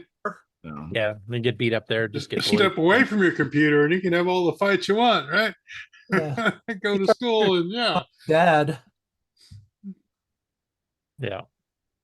No, I think for that genre, it's actually fairly close gameplay wise to the original arcade game. The sprites are a lot bigger. The backgrounds are a lot more sparse. Like Sleepy said, the original arcade game was not quick either, even with much smaller sprites. They had more color, obviously. And it was a game that I played in the arcade a few times. I never really got into the fighting games because there's too darn many joystick combination and button combos to remember all the stupid moves, and my memory's not that good. I just remember fire button fire, joystick move. That's all I got to worry about. That's Galaxian. This style of game with multiplayers and stuff, you're getting to the point where you need the CPU to be able to lean on its graphic system and sprites and things that we don't have. And you can't just bull your way through it. There's just too much moving going on. Yeah. Though, as Sleepy pointed out, in this particular case, it's playing the same speed as the arcade. Like it's not the CPU holding it back. It's just, I don't know. It's just the game genre itself. I think it needed to get a bit fancied up. It wasn't the hardware that was limiting the speed. It was actually the design of the game, because there were other fighting games at that point in time. Because what was this, like 84, 85? And yeah, the original Karate, I think, in the arcade was probably 83 or 82. It might have been even earlier. It was. Yeah, but still, it wasn't. even at that point, they were still using pretty high powered CPUs. So I don't think that the limitation was the hardware. I think it was just the way the game was designed. Hmm. How about the castle game where you fight back and forth? Yeah. The sparkling ball. Oh, Castle Guard? That's a Yeah. Warlords clone. Yeah. Fighting, I'm right? just glad that Dave Dice didn't implement the dual joystick controls of the original. Yeah, because to be able to do that, especially with the Black Beauty, you'd have to like tape those suckers to the table so they'd move around you where you're trying Duct to tape them to your legs or something. Yeah. Sorry. You'd have to do the same thing with the regular deluxe ones. Yeah. I mean, when I played Project Nebula, I had a big armchair and I would literally tape the joysticks on there and like one's the throttle control and one's the steering and firing control. And yeah, it looked ridiculous, but it worked. Yeah, the as Erica says, where is it? I do believe a fight game is fine to do on the CoCo. It just wasn't the coder's preference. And the 6809 and the VDG can sure rock it all fine, and 64K is a lot. So yeah. Like Kung Fu Dude by Sundog, which came out a couple of years later, I believe. It's kind of a side scroller where you're wandering through and then you have guys coming from both sides and you have to jump. You can jump up and kick them and all this kind of stuff. And you have to jump over obstacles. And I think the ultimate one for us on the CoCo is Kumgai, To Be Ninja from Sundog, which is a CoCo 3 only one. And there's a 120K version for Disk Basic and a 256K version for OS 9. And that one plays quite good. It's got digital sound effects, 16 colors, multiple levels, a big boss at the end of the game you have to get by. But yeah, it just didn't seem to be that popular in the CoCo for some reason, that genre in general. Any tips or tricks from people here? Obviously, since Mark's the expert. I got a tip. Play Neutroid instead. Oh. You know, I'd almost I didn't agree do with as good that on as this one because I'm not into the fighting games that much. Oh, geez. We have definitely crossed the line. So, Mark, I think the one tip, I guess, for you would be you have to learn from the directions exactly how to do the jumps reliably, because you said you were doing pretty well, Right. Except for that. Yeah, I just couldn't trigger it when I wanted. I mean, I actually did really good when I was able to jump behind the player and kick backwards. I had better success that way. He kicks backwards too, but yeah, just knowing exactly how to trigger it probably would be helpful. Yeah. Yeah, Scott Cooper in the chat's mentioning using small sprites for the fighters would help with the speed. It would, but like the original game they were basing it on was not fast, so they were kind of cloning the arcade game. And like I said, you can do the CoCo 3 speed up poker, the Gimme Z, Gimme X, triple speed poker if you really want to see how fast that sucker can run. Eric Montero says, we don't have sprite limitations. We can have bigger bitmaps with all the artifact colors one may need. Testing in Microgames Basic, which I'll be talking about in the news, on my end can push it all just fine, even with some music going. So, yeah, I mean, you can definitely do it. Yeah, I think that a big thing is the controls are not intuitive. But for that many different, combinations of Right. things to do different kicks and punches and jumps and everything else, I mean, how do you simplify that? Yeah, there's no way to really simplify it because I mean, what you're not going into your head is that in order to do a kick forward or to the right, you have to either go up and left diagonal or down and left diagonal for a high kick or low kick to a person that's on your right side, which your brain has problems transposing it. Yeah, and you got to remember, this is a CoCo 1 and 2 game. It's designed for one button joystick too. I mean, Right. Kim guy got to cheat a bit and use a 2-button, so you had one for jump and one for punch, kick, whatever. But even then, you had to move the joystick around to, my punching high, low. Mm-hmm. And here you're adding like, are you punching? Are you kicking? Are you flipping? Right.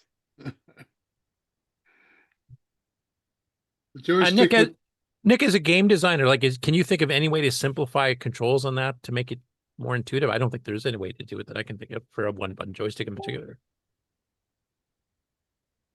Oh, he's sleeping again. Sorry. You need a joystick with the stick on the top and the bottom. Yeah, or two joysticks like the arcade did. I mean, then you have a, Yeah, but you have to link them together somehow, And so how could you do that? Yeah. Anyway, I don't have any tips or tricks for it except read the directions, because you will want to figure out how all the different combinations of joystick movements and the button work to do the various moves.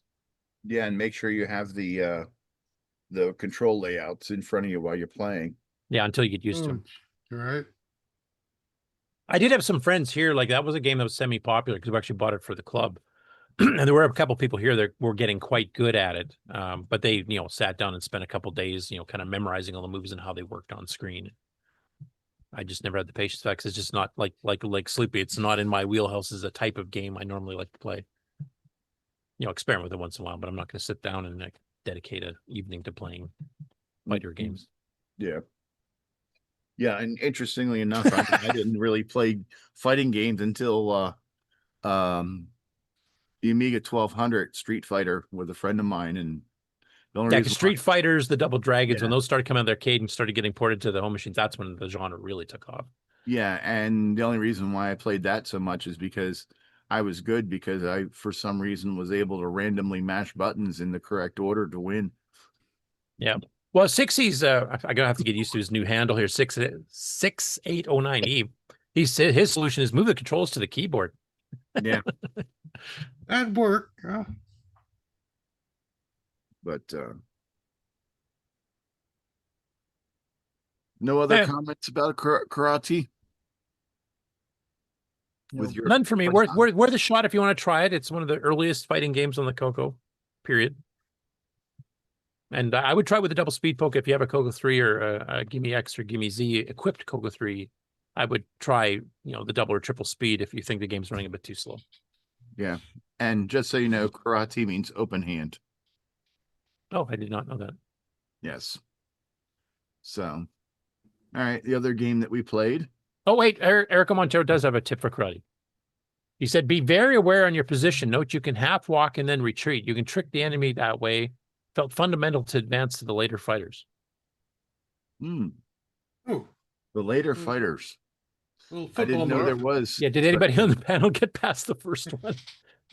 Mark, you came closest, I think, but I don't think even you didn't do it, did you? I did a lot of jogging back and forth because I'd advance and then step back to try to get the right leg distance, because it was even if the opponent didn't block, a lot of times it's very easy to either just barely kick past them or just barely kick in front of them, which doesn't count as a hit. Yeah. So you try to get just the right distance before you kick.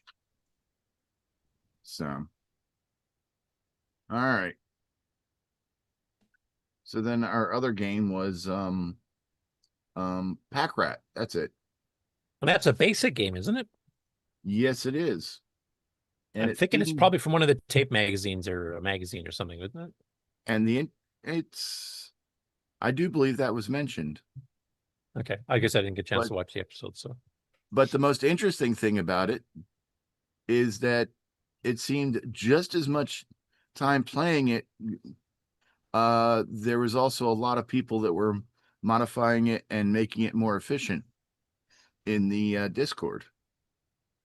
I wonder if they would do that. So to speed it up, because the initial drawing of the maze is quite slow, and some things were slow, other things were slow. And so who made the modification? That Retro Rick? There was several people that actually made modifications. Retro Rick was one of the big ones. Yeah, he's really good at optimizing basic code. Yeah. So, but yeah, it's this was another game that it was better than karate, but it's still, I just had issues with it because moving around,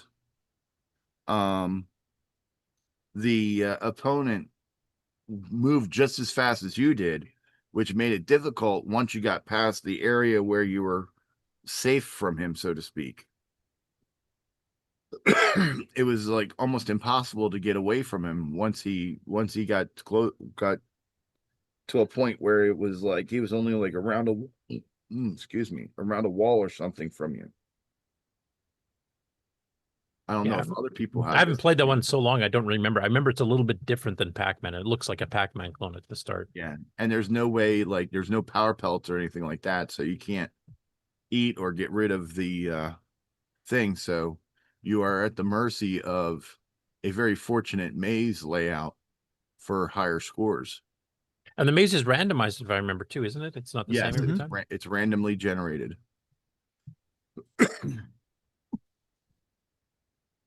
So, anyone else have any comments on the game? No, but I think if you want to play and you haven't played it yet, I would go into the CoCo Discord in the Game On Challenge channel and download the updated versions of it, so it will draw the maze faster, just to make it a little more palatable. We want to play the original as it was intended. That's it. Do we now? Yeah. So, like, has anybody sped the actual gameplay itself up, or is it just the initial drawing of the screen that's been sped up so far? I don't know. I have to look.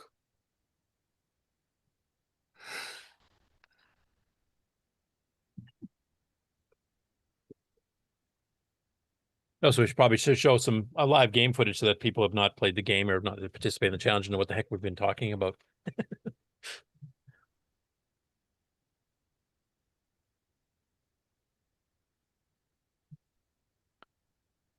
Let's see here.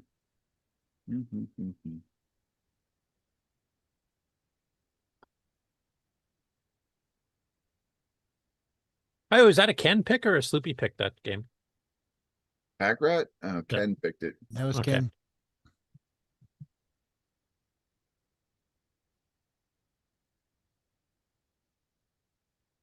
And yeah, because I was kind of hoping we'd have a Halloween themed game for Halloween, because we did get a new release here just a couple months ago. But that was all Ken. okay. Well, for those who saw the game Spooks when it was released a couple months ago, I will mention the Amigos their next CoCo Show episode is actually reviewing that game, and I think they're recording it tomorrow live if you want to watch it on Twitch or YouTube. So, all right. Everyone seems so excited. Are we ready for the next game? Yes, let's go. Yeah. You don't have any live footage to play, or? I guess we can do that from Just the Game On Live. I'd have to go and look, and let's see here. I told you it didn't happen.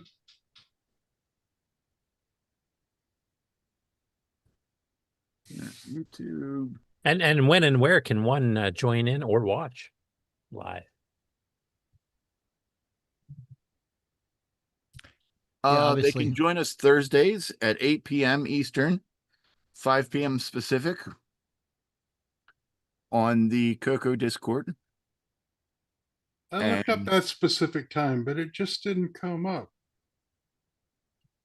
Also, a reminder to those that switch times or don't switch time zones, the time zone in 48 of the U.S. states is switching over at 2 a.m. tonight, I believe. Yes, we scrap it tonight or tomorrow morning at 2 a.m. So and you guys add an extra hour in, so basically everything's shifting. I don't have later to shift for us. my time, but if I come on the show at the same time I normally do, won't be on. You'll miss everybody. Yeah. So how does that work? All right. It gets dark here at 4:15 tomorrow. So yeah, the big thing is for Nick, he gets to sleep in from 3 a.m. till 4 a.m. I think he gets to sleep. Oh in yeah, the next few months. So stay late. Finally. We expect him to be on time now. So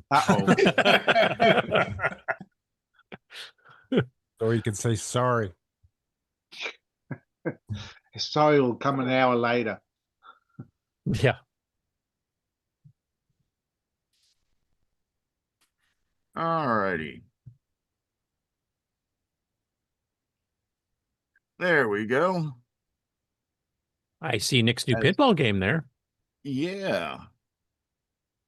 Let's Let's see see the here. new game right there, CoCoNation game. Yeah, and there you can see Karate on the upper right corner with Mark, I believe, playing. That's me. And I'm on the backside of my opponent, kicking him backwards. So you're the blue-haired guy. I'm the blue guy. Yep. Yep. Yeah, I reset my CoCo to. Oh, and he took you out. Yeah, he does. Splat. That happens a lot. There's somebody playing Pack Rat up in the upper middle, it looks like. Yep.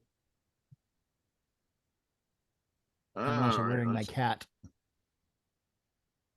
Yeah, that was Mark B playing Pack Rat, and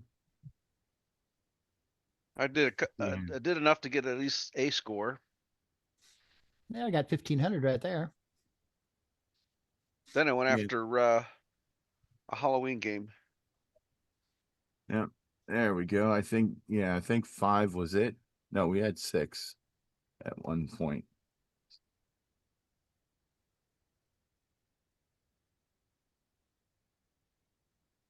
Yeah, 5 was it. Yeah, the games weren't that popular, but there was some Halloween frivolity played with the Yeah, various versions of Ghost Rush, it looks like. yeah. Mark B was playing the CoCo 3 version. I was playing the CoCo 1-2 version. In the CoCo 1-2 version, I beat Mark B's high score, but in the CoCo 3 version, I didn't. Did anybody play Spooks? Because that was, like I said, the new release. I'm kind of surprised nobody tried that for the Halloween. Because I know it got some good reviews. I know Nick really liked it. He thought it was very professionally done. No, we should have. You know Right. what would have been. You want to know what would have been the best thing? If you were there, Curtis, to play Spooks. Actually, I haven't played it. Well, no, I guess that's a lie. I played it when it first got released. Oh yeah, I like that game. It was Right, it's playable. almost like we were saving it for Halloween, but then Halloween came. Yeah, everybody forgot. So, what was your excuse for not Rush being as there, well. Curtis? What was that? Sorry, Slippy? What was your excuse for not being there? I was busy Thursday. Uh-huh. Too That's busy for everybody's the That happens a lot nowadays. So Yeah. Stupid life. Don't Yeah. make a habit of it. that darn real She's life not thing. a coconut. What can we do? Yeah, don't make a habit of it. Hey, I still do research all the news for you guys. It's not like I'm ditching the community or something. Uh-huh. No, you're ditching the Game On Live community. It just takes them a Well, while who to push. hasn't? That's because you guys keep beating me. That's why. I'm getting mad. No, I'm just It kidding. just, Well, of it course- just takes them a while to push the truck up the hill. Of course we're beating you because you didn't even submit a score. What's the game in the upper left corner that's getting played? Because that looks like the original arcade karate too. Actually, closer to the arcade version than Diecom. That would be Coconut Bob and CoCo 3 Karate, it seems. Is it in basic? I wonder. I don't think I've seen that one. Is Coconut Bob here? No, he as didn't far as make I it know. this week. I know there was one company that did do. Oh, who was it now? St. John's Gallery or something. They had a weird title for their company name, but they made an enhanced karate style game for the CoCo 2 that is one of the ones that was covered by the Amigos. But I don't think it was CoCo 3. I thought it was CoCo 1 and 2. So this is one I have never seen before. Or is he writing it as you guys were streaming?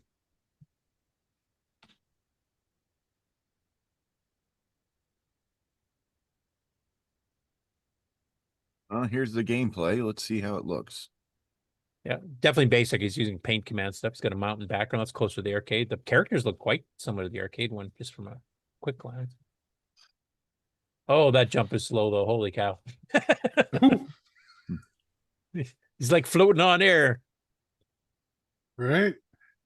All right, let's He's go levitating. back to something. Yeah. They're drawing some sprites. It looks like they're loading them in anyway.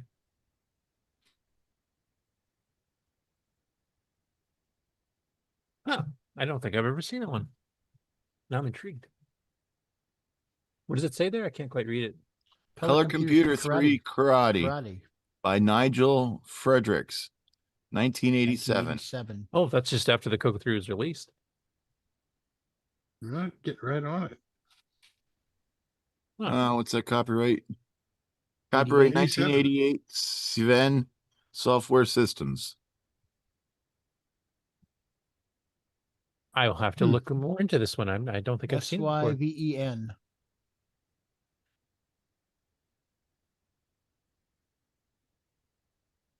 Yeah. Contact Coconut Bob for details. Okay, Coconut Bob, if you're listening to this here, I right, need to get he's some got a details on that copy. one. Mind you, I'm so far behind on the game side right now. Like the last new releases from almost everybody, I haven't got up there yet. So I think once winter fully settles in, we're still way above normal temperatures right now. So it's kind of nice to go outside right. while I can. Yeah. Until your doors freeze shut and you can't go outside. Right, you can't open the door anymore. It's time to do CoCo stuff. Yeah. Just have the big blizzard of snow there. Yeah. Yeah, Eric Montero says he hasn't seen that one before either. So, and he's into the fighting games. Mm-hmm. Yeah, it's just that one playthrough, it seems.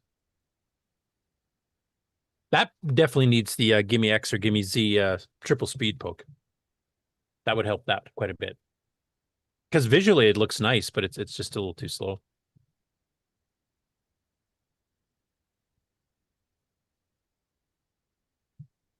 Wow. At any rate, Thursdays, 8 p.m. Eastern. Be there, be square. I've been square quite a bit lately. Sorry. Mm-hmm. Oh, now you have to say which kind of Eastern, Standard Time or Daylight Time? Standard. Now it's all standard for another 5 months. So, all right. Yeah, join us Thursdays at 8 p.m. Eastern, 5 p.m. Pacific. Standard. And all you got to do to join is come onto the CoCo Discord in the Game On Challenge live channel. And you can also watch it live on YouTube or Twitch if you just want to be in the chat and harass the players. Yeah, We allow that. We allow it, but we want to be We'd much rather have you on the show actually playing the games. Yeah. Yes.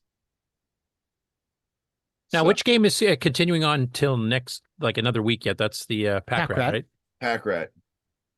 And then there's some mysterious game that is now going to be the next 2 weeks. Be announced. Yep. And Sloopy knows what it is. Yep. And it better not be Neutroid. And if it is? Oh, shoot. We are so no, I can't say it on there. No.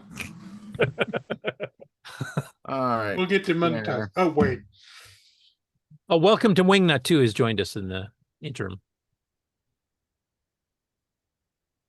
There. Oh, Ron, we were talking about Castleguard being a Warlord's clone. This is another Warlord's clone. One of at least 3 that I know of on the CoCo. All right. So does anyone besides Curtis know what the name of this is? I'm trying to remember the name of this one. It's by Computer Shack / Mitchtron. Oh, crap, what is it called? Because this was one that was originally done for the TRS-80 Model 1 and 3 by them, and then they did a CoCo port a little bit later.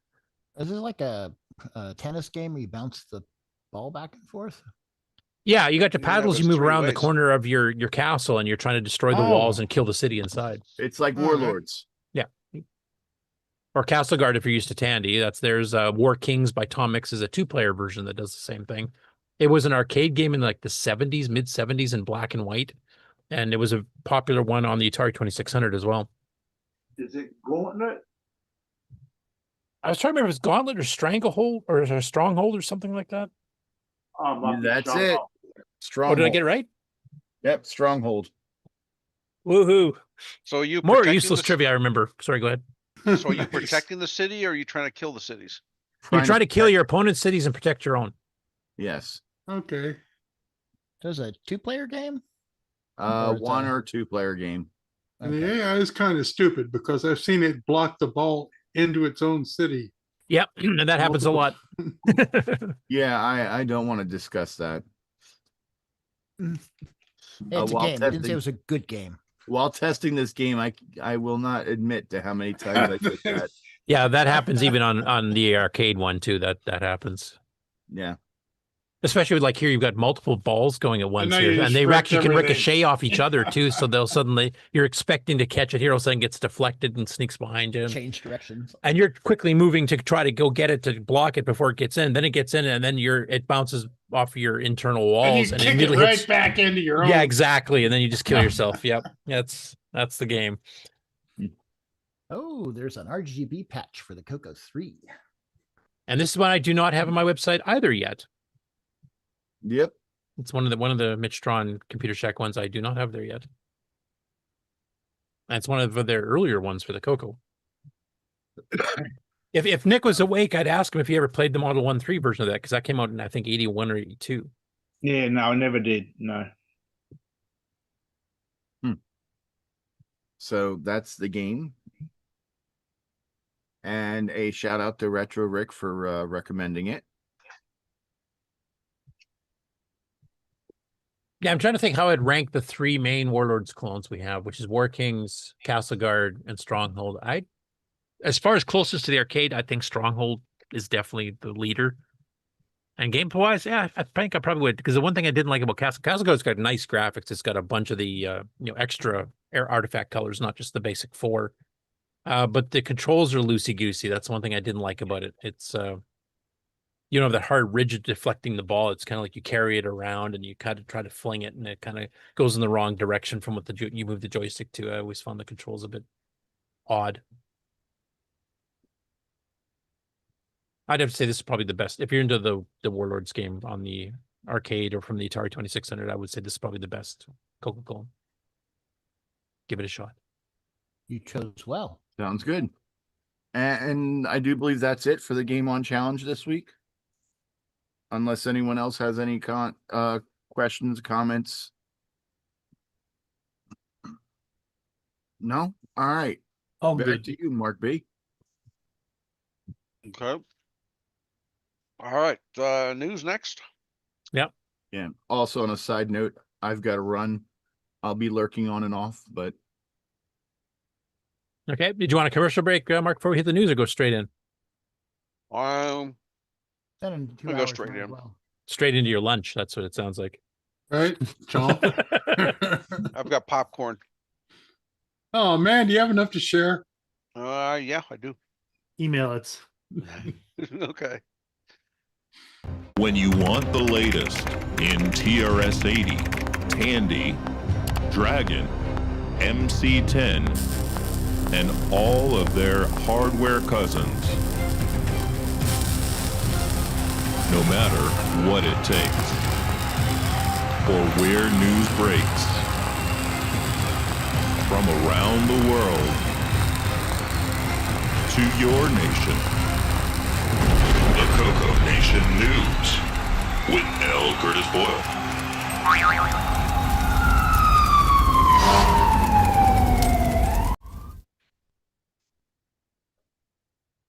Okay, since we just finished Game On, I'll do the Game On news first, and then we'll go into the regular news.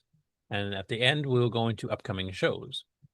So the first one, Rick Adams released an updated version of his Tic Tac Toe game, fixing some palette issues that were in there. And this is kind of, I think he's using one of the basic cross compilers or something, or he's not using just plain basic. It gets generated into basic, I think, but it's more written in a modern style.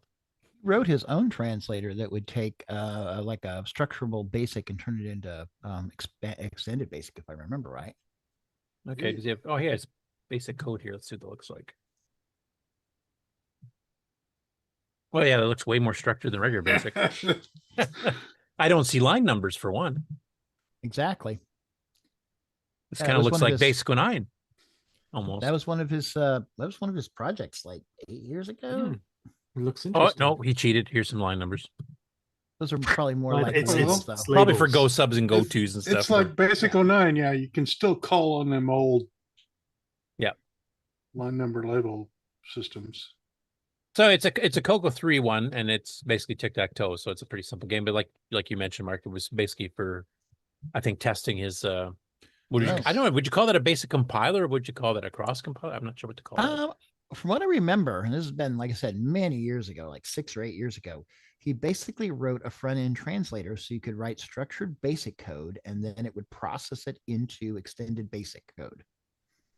Okay. So- yeah. You let the CoCo actually write the iCode that it runs. I don't think it was written on the CoCo. I think you wrote it on the, Well, the no, host machine. I'm saying you're writing sort of the disk basic source, so to speak, and then whatever the CoCo does to it, that's what it does to it, and then you've got the runnable. Yeah, because basically you'd enter it in like a more modern style language, and running under Yeah. Linux or whatever, and then it translates it into disk basics. You can actually load it on the CoCo and run it. So yeah, he had a couple of palette issues there that he fixed up, so you can go download it from his GitHub. And once again, all show notes for anything appearing on the news is in the CoCo Discord. Go to the CoCoNation section, and there's the news updates and stuff that we publish every week, and you'll get all the show links from there. For all the He stories. calls it on GitHub preprocessor. Oh, okay, that's what it's officially called then. He says, using my CoCo Pi in command line mode to edit basic programs, drive wire to mount them on a real CoCo 3. Oh, interesting. So he's Looks not like messing with what BASIC does with the source code whatsoever. He's just making the source code for BASIC. Yeah, he's generating it from a So more we're not modern style. interfacing. We're not interfering with the language at all. Yeah. Nope. You just Well, I making see it easier GitHub for- seems to be confused here because I don't think he's using Quick Basic for anything, even though it's claiming almost 75% of the code is. That's all people know. BASIC is Quick Basic. Yeah. There, you can go grab it, and then I guess also grab his preprocessor there, and if you want to, kind of write code that's a bit more modern style and have it automatically generate the disk basic code for it. Next up, I think Tom Cherryholmes is actually in the chat too, and there's been a couple He updates was. that have been happening for Fujinet. So these are some of the cross-platform games. So he said the next Fujinet Lobby game will be Battleships. Now the lobby games are the ones that people with various 8-bit machines can all join and play against each other over the network or over the internet. And this, of course, includes the Atari 8-bits, includes the ColecoVision Atom, it includes the Apple II, the CoCo 1, 2, and 3. And some other platforms too. They're at various different stages of how much they've been brought up on those particular platforms. But this is actually courtesy of Eric Carey, sorry. And this is what the screen looks like with a 4-player game of Battleship. And of course, this is the classic, board game Battleship. You sunk my battleship, that type of thing. And we've had some really good CoCo versions of that, in existence before. There's a bunch of freeware ones. Tom Mix did a really good one called Battle Stations that had a very unique thing where it actually was doing Morse code that sounded like a real Morse code machine because they just clicked the motor relay like crazy on the cassette thing, and you'd actually hear going like an actual telegraph signal or something. And it was funny because I was seeing some mention, I think it was on Facebook in the CoCo group, that people were wondering, if you really hammer on the cassette relay motor. Welcome to everybody's favorite segment, Who's New to Discord? Angel says, your name? Angel E. Whoops, sorry. Cat ran across the keyboard. Okay, Mark's cat. Yeah. Which cat? Blame the cat. So that's how it works. Blame Yeah. the cat. That's Mark's preprocessor. There is Cat. It's the cats. So anyway, this is a 4-player one. Like I said, Battle Stations was kind of unique in that it hammered on the cassette relay, and so people were asking on the CoCo group on Facebook, if you do too many motor on-off commands, can you burn the relay out? And, well, if you want to test that, Battle Stations intro is probably the best way to find out if you can burn it out. But I never did, and I played it quite a bit. Didn't And work the so well on emulator, the of course, CoCo does 1, not though, do did that. What's that? It didn't work so well on the CoCo 1, did it? Yeah, it did. That's what I ran it on first. That was a kind of a very quiet relay. Oh, where the CoCo 2 had that really clanky. Yeah, that's true. It had a It's real quieter. relay, where Yeah. the CoCo 1 had that read relay. Yeah. Right, yeah. It did work though, because that was my gray CoCo D board that I first played Battle Stations on. I do remember it click, click, click, and I was going, what the heck? Because it's not coming from the speaker on the TV. I'm trying to figure out where the hell this noise is coming from. Then you listen to the case and it's like, oh. There ain't no speaker in there. Yeah. Right? It was a really cool effect, and that's the only game I know of that ever used the cassette relay to actually be in a sound effect for a game. But anyway, as you can see here, it's and these players could lead literally from any of the platforms that join in. You'll see, on the CoCo screen, it'll look like this. It'll look differently on an Atari 8-bit or an Apple II or whatever, C64, etc. But it looks pretty good, and you can see that each player gets to select their different ships. They get to place them on the grid, and then you start shooting at each other etc. And this is basically the next one coming up, so it's currently being worked on. And it says here, this is kind of unique for us. I think Tier City CoCo is being done as the first target. So actually the CoCo's getting the first port of this game. So that I'm really looking forward to seeing that. And the more and more of these lobby games, because the lobby games are ones where you can play against other players on the network, but you also have like high score tables and stuff that you can save the scores between everybody from every platform. So there's a lot of cool stuff happening in there. And then he also mentioned that there's this is the latest beta of 5-card stud P Mode 3 version. There's a P Mode 4 artifact version as well that we've seen before. And this is another one that you can play against other players from other platforms. Now, the CoCo's not the first one. Now, this one here, I'm guessing must be a CoCo 3 tweaked one, or maybe it's a screenshot of a proposal or something, because there's some color mixtures here that just don't happen on a CoCo 1 or 2. For one, a green background border with white cards. That's 2 different color sets on the VDG chip that you can't normally put in the same screen at the same time. And then mixing yellow with red you can do, but you wouldn't get the black or the white, because that would also be a different color set. So I would have to guess this might be a CoCo 3 modified P Mode 3, or maybe it was a mock-up with, just playing around with palettes and seeing what would go. But this literal screenshot would not work on a CoCo 1 or 2 without a ton of like timing trips like Dragonfire does, which would make it really damn slow. So I'm guessing it's not. But I like the layout of the cards and stuff and the table here. And this is one we showed a few weeks ago where Tom was actually running emulators of all the various platforms all running at once on a linked network game between all the different platforms. He actually would, change the screen to show you, like, this is what the CoCo's seeing right now during gameplay. This is what the Atari 800 is looking at gameplay. Here's the Apple II, which is a really cool video to do.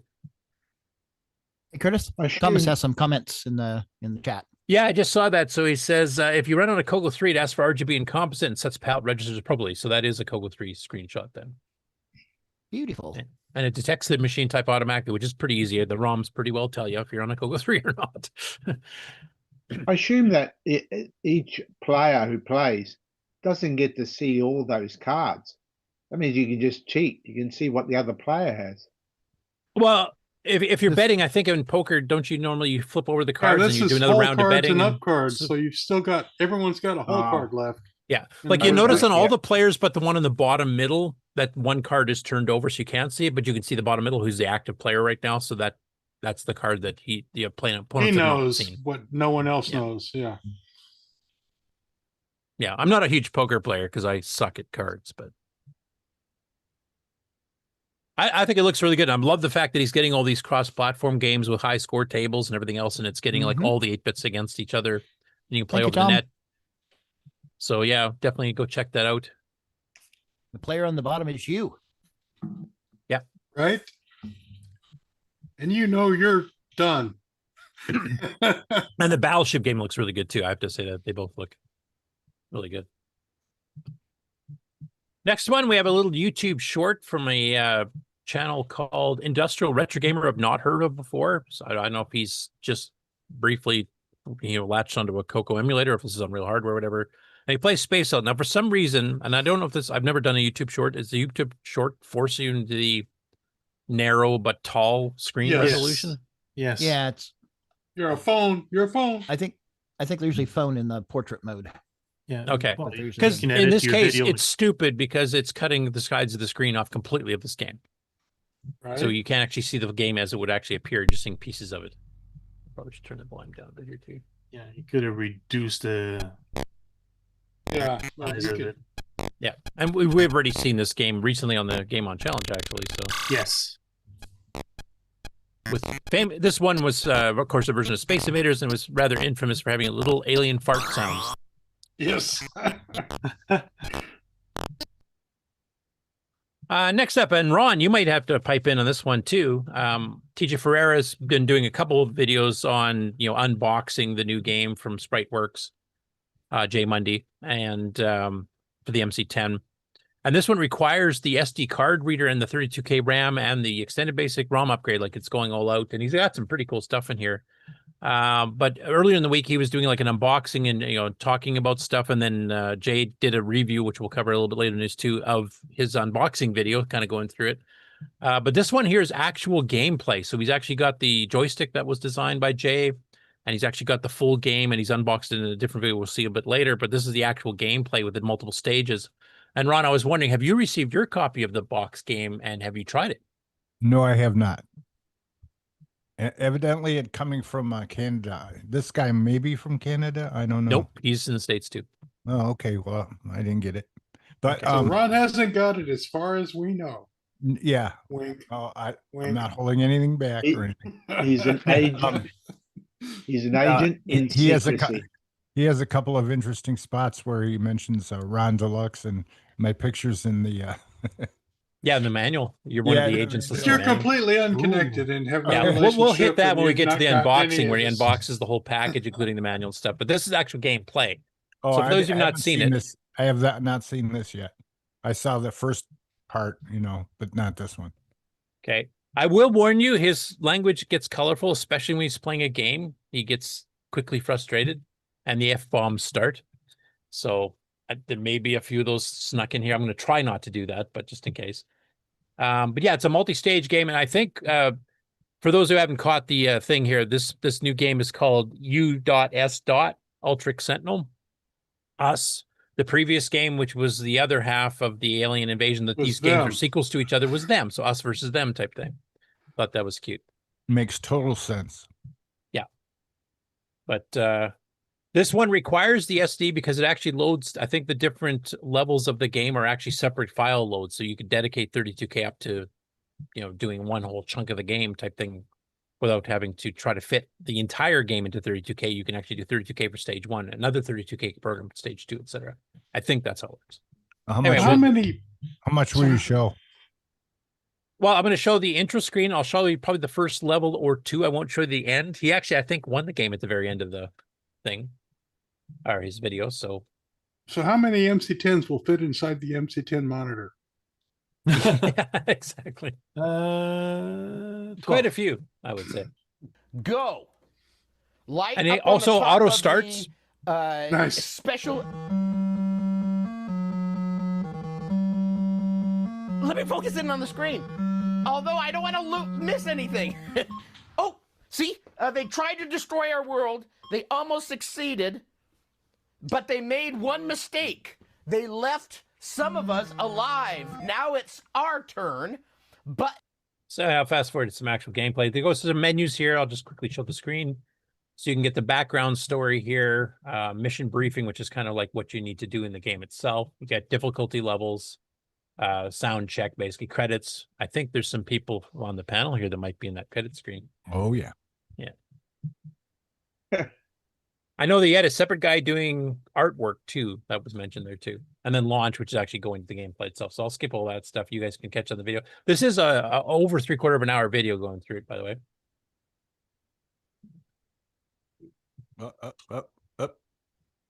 So there's the official credits. Jay Money's done programming. John Harrington did the graphics, creative team. I think you guys are special agents are all in the manual credits, if I remember correctly. Okay. And then the first screen, entering Epsilon Eridani system. I think, if I remember, that's a real star too. That's not something made up. ships approaching. Oh shit. Okay, so round one's no, ignore. Okay, that one I shoot. Okay, shoot the chakras. The round one, ignore. Oh shit. Okay, go to the right. So obviously he gets quite involved and starts swearing right away. But I just want to take a look, like for an MC10 game to actually kind of do simulated 3D graphics, like these things are kind of getting bigger as they get closer to you. Like that's something you never saw in the MC10 games. I don't think even Jim Gary's done anything like that. Yeah, and he's got these animated things here on the side. I don't know if you saw it here, but these bars are moving as it's playing. Your console. No, you can't shoot that one. That's a round. Okay, that one you can shoot. Got him. Okay.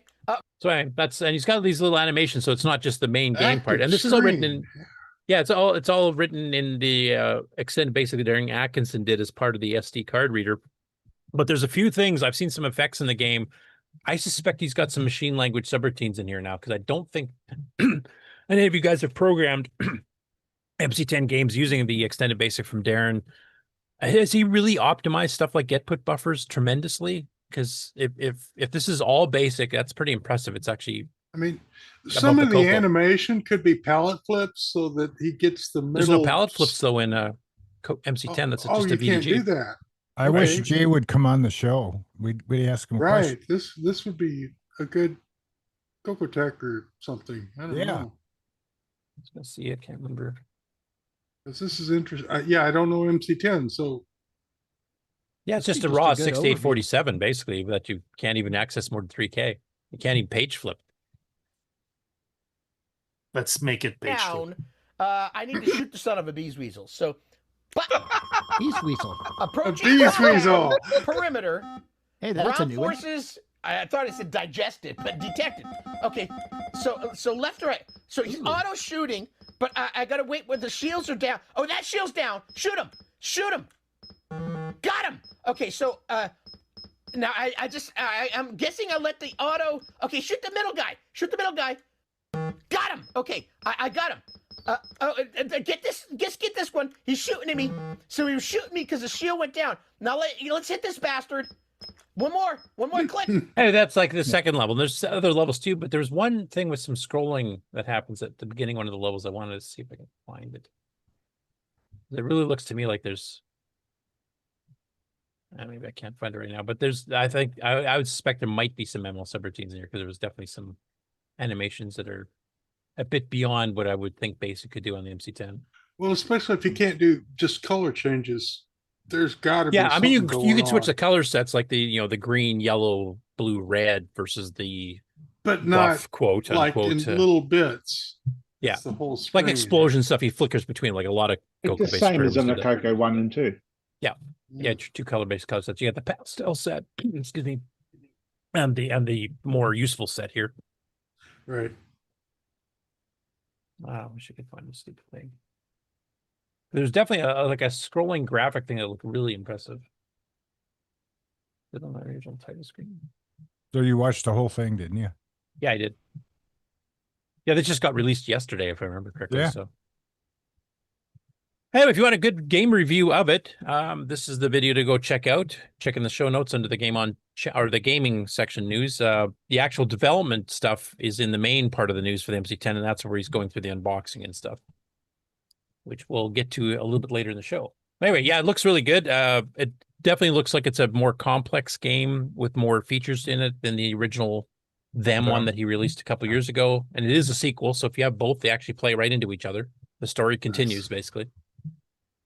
I see Rongo Star has joined the panel. Oh, he's been there the whole time. Yeah. Oh, has he? Oh, I He's just an read it. astronomer guy. Get it? He's here with a little help from his friends. That's right. Got the shady glasses. Next up, another YouTube channel I've never heard of before called Industrial Retro Gamer posted a YouTube of 10 TRS-80 color computer games in 10 minutes. So the beginning of the video is basically one of those commercials that, is all over the web about the CoCo back in the day from Tandy. And then he plays 10 games, which he lists in the description over here, except this first one is wrong. It's not Space Assault. The rest are all correct, and I'm not going to play them because we've seen these a dozen times. But I'm trying to remember what game he actually is playing that he thinks is Space Assault. Because that's not it. I think it's Galacticans. I think this is originally a Dragon game, actually. It's kind of a Galaxian-style game. But it's definitely not Space Assault. Never seen that, but I would have remembered it if I had. I'm pretty sure it's a Dragon game. Like, Kieran's going to probably see this, 30 seconds behind us here from the delay, but right, I'm hoping he can verify it, because I'm pretty sure this was a Dragon game originally. Is it Galaxon? No. No. It's a Galaxian style game, but it's got a weird mechanic. Yeah. It's not Galax Attacks. It's not Galaxons. It's not Space Ambush or some of the other Galaxian clones we had.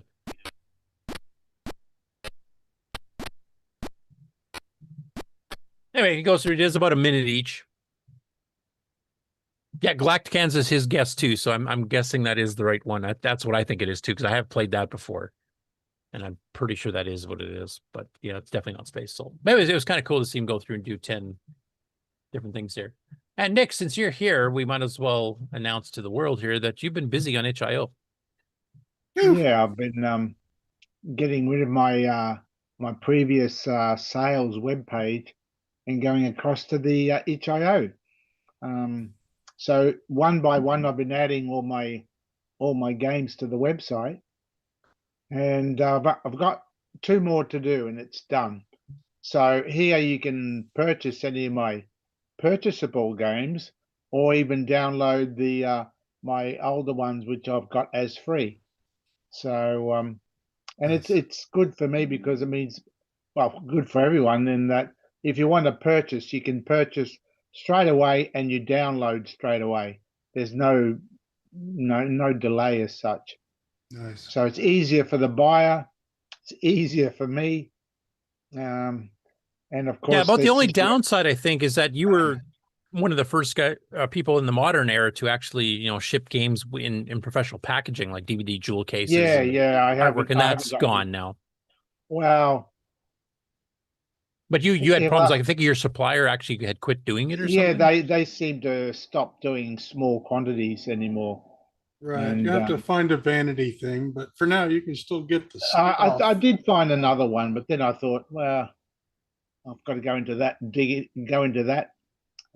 rabbit hole again. So Yeah. Plus, as we found out from the Game on Challenge, nobody reads a friggin' manual anyway. no, that's right. Oh, right. So, No man does. Did it penalize me? I think the other nice thing about itch.io, besides the fact you if you subscribe, like if you follow, you'll see following Nicholas Merendes on the top right here on my particular account. But that means anytime he releases something new or even an update, you automatically get an email telling you about it, and you can just go grab it. So if he has a quote unquote bug fix because he doesn't have bugs, you can grab that. No, or that's if right. his next That's game comes right. out. I'm guessing this is the link that we want right here. You mean feature Front release? page Yeah, it is. HIL. This is the front page. Yeah. Yeah. And of course, And the other nice thing is that this allows tipping. So if you think Nick did a really, really good job in a game like Pinball or Zero Hour, you can add a couple bucks if you want to pay a little bit extra. I don't know if it lets you get. Yeah, I was just going to say, I don't know if Neutroid Reloaded lets you drop down to 0 or negative, like Nick owes you money because of the game. If you live in the U.S., you would be saving. Sorry. You wouldn't be charged for tips or for taxes. I don't think there's any charge on this either. It just becomes No, part of the no, price it's you all want to done pay. This is online and at the moment until they And tariff. actually, one thing about someone itch.io I misses did not realize that Nick had pointed out is that they can take a percentage cut, but they don't have to. It's up to you as the seller how much of a quote unquote donation to itch.io itself you want to do. Yeah. Which I did not realize because I've got an itch.io account myself, but I've never finished anything to actually put up on there yet. So I didn't realize. I knew you could offer stuff for free, but I didn't know that you can say, I'm going to give itch.io a 10% cut. Maybe, they've been doing really well for me and my sales have gone up. I'll give them a 15% cut. You get to decide as the seller, not itch.io. That's right. So, yeah. Yeah, so you give them a few dollars as well out of the sale. Yeah. Which is why, as you can see, most of my games which I was selling for $10 before is now 12 because $2 of that is going to itch.io. Oh, fair enough. Yeah. Yeah. But they handle all the subscriptions to the page, and they do it all. So it is easier for me. So I figure I'll just do that because I'm not as fast as what I used to be. Let someone else do the bulk work and Wow, write the games. Do you have a It's my picture of the Halloween. car you're trying to buy? Yeah. So you The see, like macro here, for lenses. example, I clicked on the pinball page and it says buy now $12 USD or more. So if you want to tip him, you can. And that's nice because I know some people have tried to do that with some other people, buying software from them directly, and there was no mechanism to do that kind of thing. So this at least gives you a chance. I did of the sales on pinball. Several people did pitch in a bit more, so I really appreciate the support from all those people. That's the sort of thing we need in a small community like us. Yeah, and itch.io's got such a wide reach because it's pretty popular with a lot of the retro and even modern game systems. So I think your reach might be a bit bigger than just having your web page set up. That's right. So you're missing a good marketing thing here. The more you tip, the bigger the pinball gets. There you go. There, it's got screenshots. It's got links to YouTube videos if you want to see the actual gameplay. You get to see some of the artwork that Nick put into the PDF manual here as well. So it's quite a nice presentation. Pinball doesn't have a PDF manual. I figured, well, no one reads it It's a anyway. pinball game. You got the little card on the machine, It's- right? Yeah, You that's put your right. Plus, quarters I put it on the main front page, so it's all there. Okay, so you don't include a PDF with the thing at all, then? Well, I could have put this same page in PDF, but I figured no one, no one reads it when they go to play the game. They don't go, "Oh, where's the PDF? Where's the PDF? Where did I put it?" And they can't find it. So I figured. Yeah, because I guess at the beginning of the game, you actually explain what the keys are, right? Like when it flashes between these here. There is instructions. Well, yeah, there is at the very start, and it's pinball. I mean, how hard can it be? Well, some of these young whippersnappers, like the young kids, they may not have a clue what pinball We'll is. have to learn to operate from English. Yeah. Well, my experience with pinball is that most people don't know all the rules of when they play a real pinball machine. They don't know all the tricks on the table. All they know is keep hitting the ball, keep it in play, and wherever it bounces, great. That's where it goes, right? That's true. That's true. I only read the rules when I tilted the dang thing, and I was having to wait for the ball to go donk, donk, donk all the way to the bottom. So I read the little rules card. And, that's right. So no one does. Yeah, I never did. So I figured, well, it's not that important, really. Nick, you ought to make another version that has a Bitcoin slot.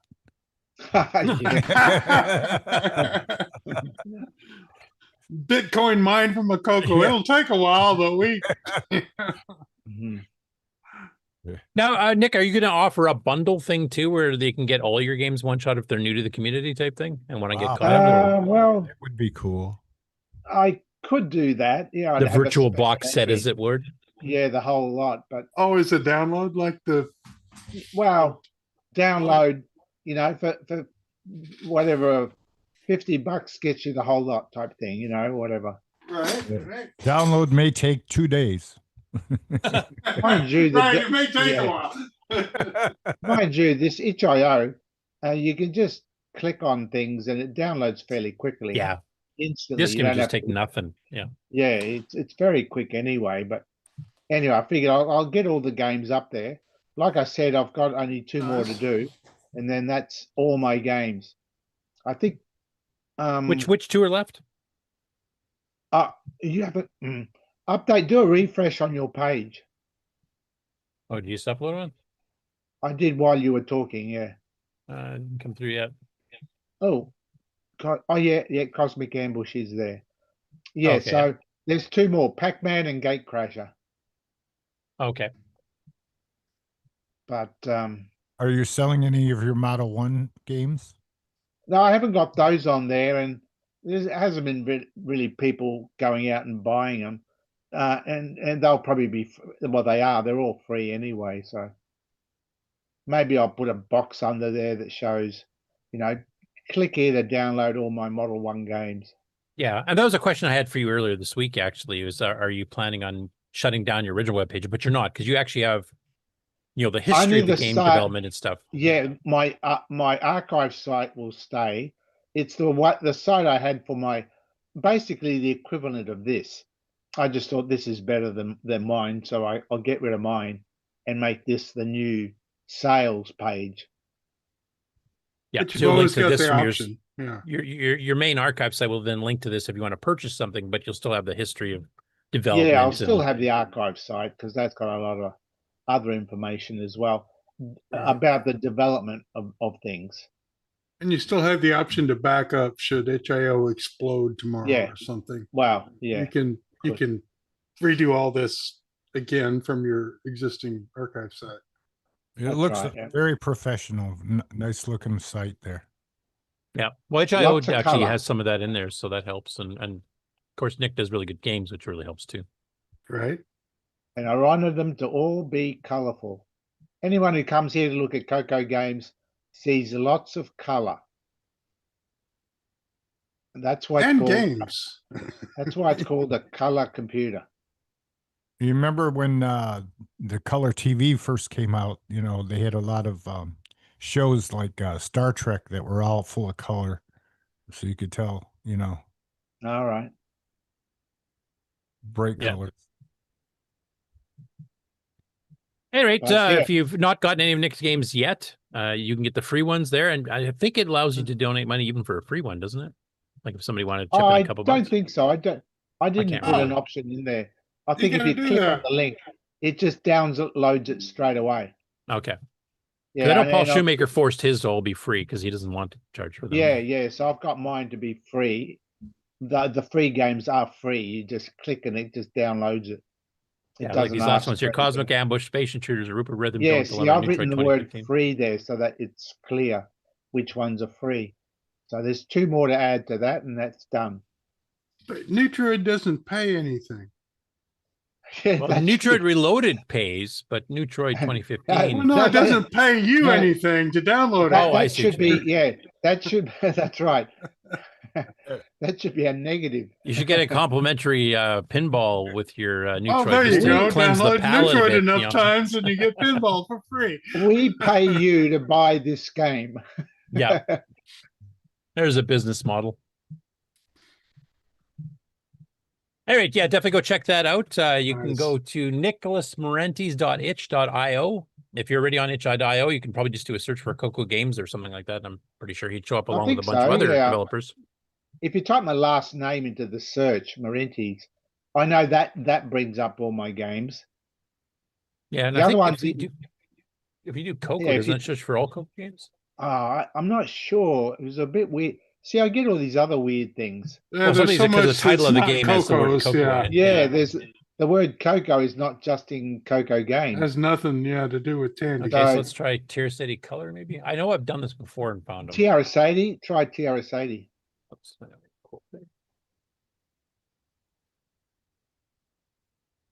Yeah, there you go.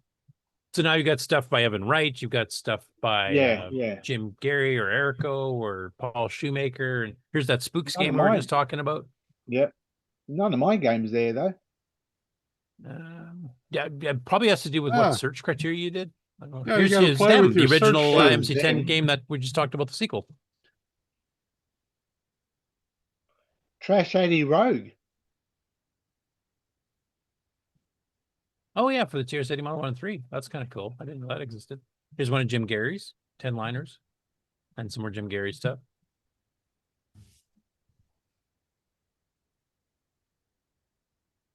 But there's some other ones that we've covered, that most people probably don't even remember. Yeah. But if you type my surname in the search, I think that'll bring it up because there's not very many other Marentes games. I'm looking here and they've actually got the description of the game has TRS-80 or TRS-80 color computer. I think if you add that to yours, they'll show up in the search then too. You might want to do that. Yeah. Oh. I mean, you just joined. I mean, we're just learning how it works, right? Yeah. Anyway, there's a lot of other CoCo stuff on itch.io if you want to go grab it. So some of these, most people have already seen already, but just a few here that kind of snuck in that actually a lot of people haven't seen. Even some remakes on modern machines like Pyramid 2000 from the original TRS-80 on the CoCo. What was the other one? Demon Attack, which we covered on the show here half a year ago or Demon something. Attack X? That's a modern recreation that actually plays like the original CoCo one and also has options for extra features on it. So it's all right. Yeah, we covered it a while ago. Click on the Rogue one. I was just wondering what it looks like.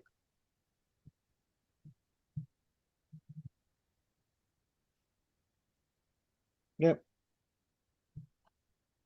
Yep. So you Yeah, got looks the like looks not Singapore. looks ugly.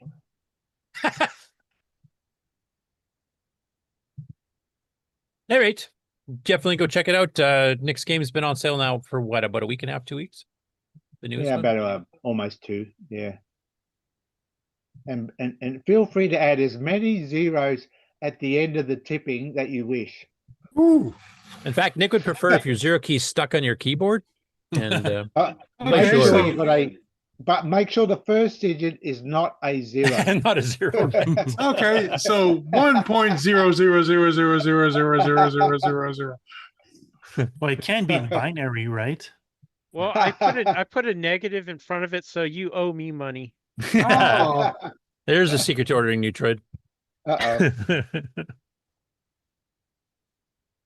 All right, that's Anyway. game on news I had this week. It actually wasn't a ton of it, but we've had a brand new launch, and Nick's launch is itch.io, so I thought that was worthy enough of its own. And for those of you that joined the CoCo community late or rejoined it and didn't know about all the other games Nick's been doing over the last couple decades, then here's your chance to get them all caught up. right. And this is game unchallengeable, so you need to get on the stick and practice before it becomes part of the game on challenge, and you lose. Right? And no bugs has been found yet in pinball, which I knew that. And we need to do that as well. So. Game on challenge. Find the bug in Nick's game. Right, and exploit it for.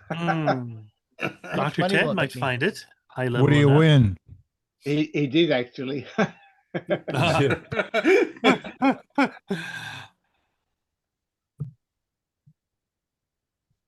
Okay, so that finishes up the gaming news. Let's switch over to the regular news.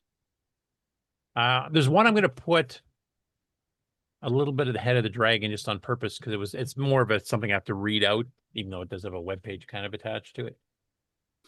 Just switch my share here.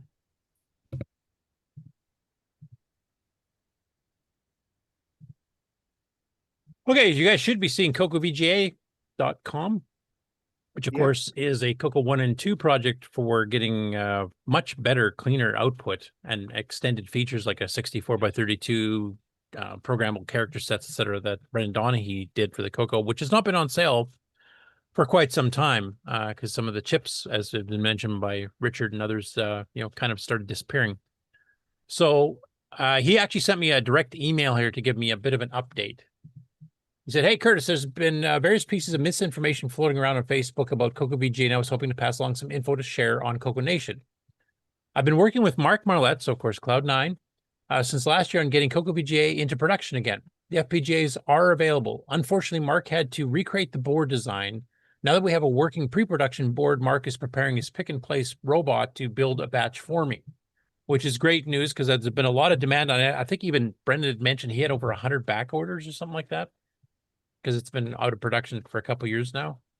But it looks like it will be back in production again. He didn't give me a firm timeline on it, hopefully by the end of the year here. But for those of you who have been wanting to get a CoCo VGA, so you can drive a VGA display directly from a CoCo 1 or 2, and also get all the extra features, the true lowercase, the alternate character sets, of which several are included, including some nice gaming ones. Steve Strobridge actually used that for a couple of games that he did back on the old show, that you can take a look if you want to see what kind of stuff's there. But it gives you really crisp. I've actually got one myself in my CoCo 1, and it just looks amazing. I'm trying to see if he's got photos of the screen in action here. I can show for those who have not seen it. And if you just joined the CoCo community in the last couple of years, you probably haven't unless you've been to an actual CoCo Fest.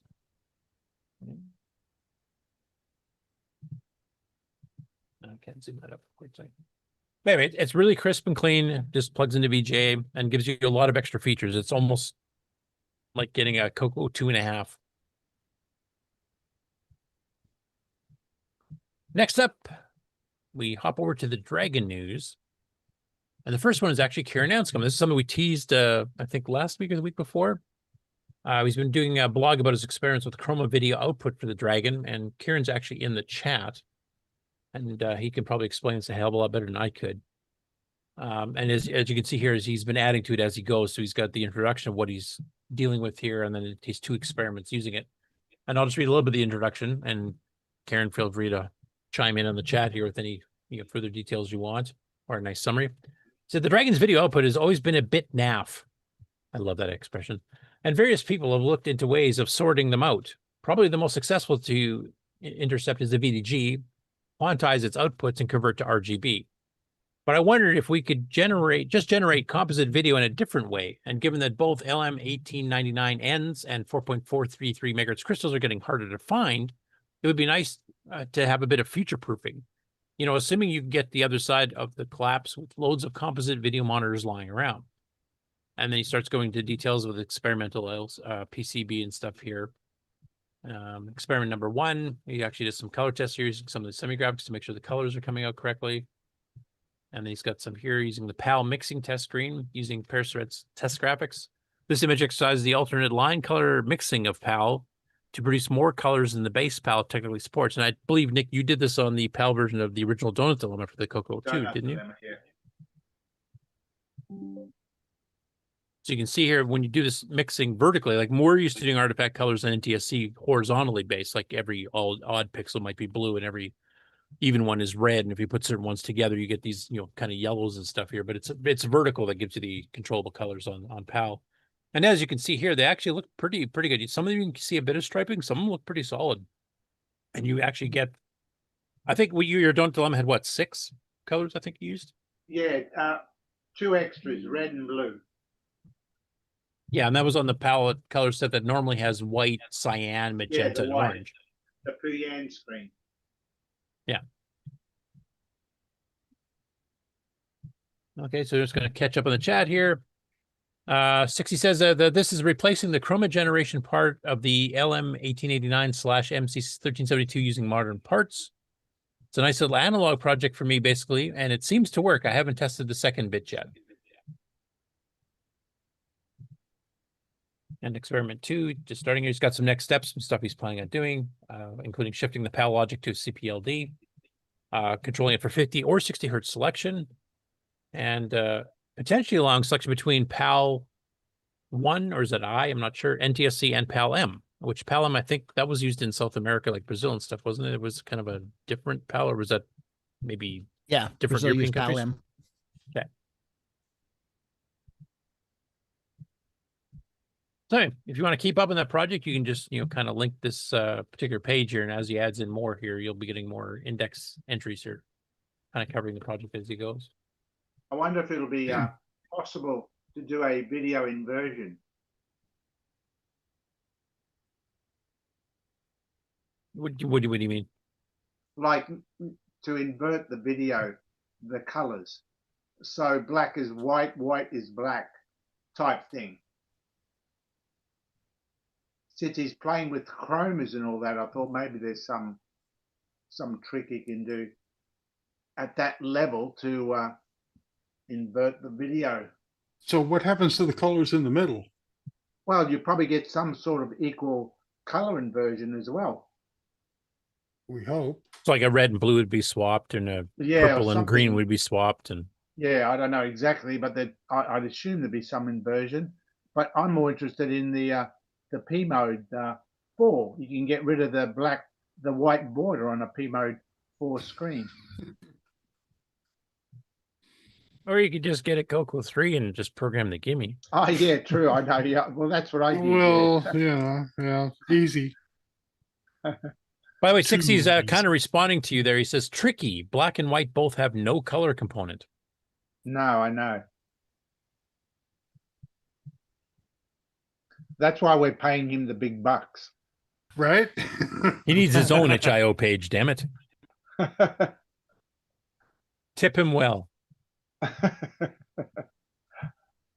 Okay, so next after that, I'm trying to remember who Double Vay is on, or Double Vay or whatever that is on the World of Dragon forums.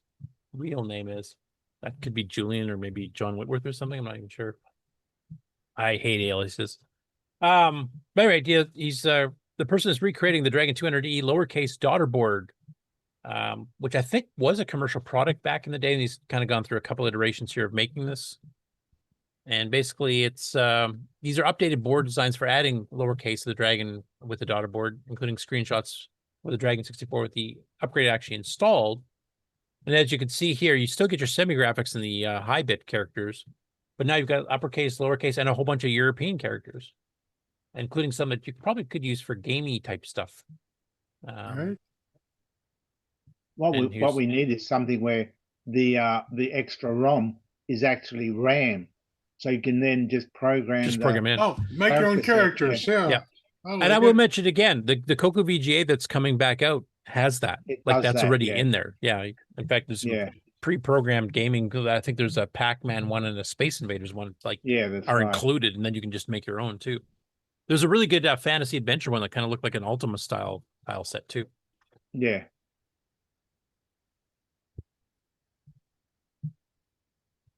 And then here's some actual pictures of the board itself. Not too much to it. And we had lower kits too for the CoCo, though I don't think any of them had the reprogrammable RAM style thing Nick was talking about either. But it does have, I think there's a pin on there that it signifies the external ROM. So you can switch between this one built-in plus whatever external RAM.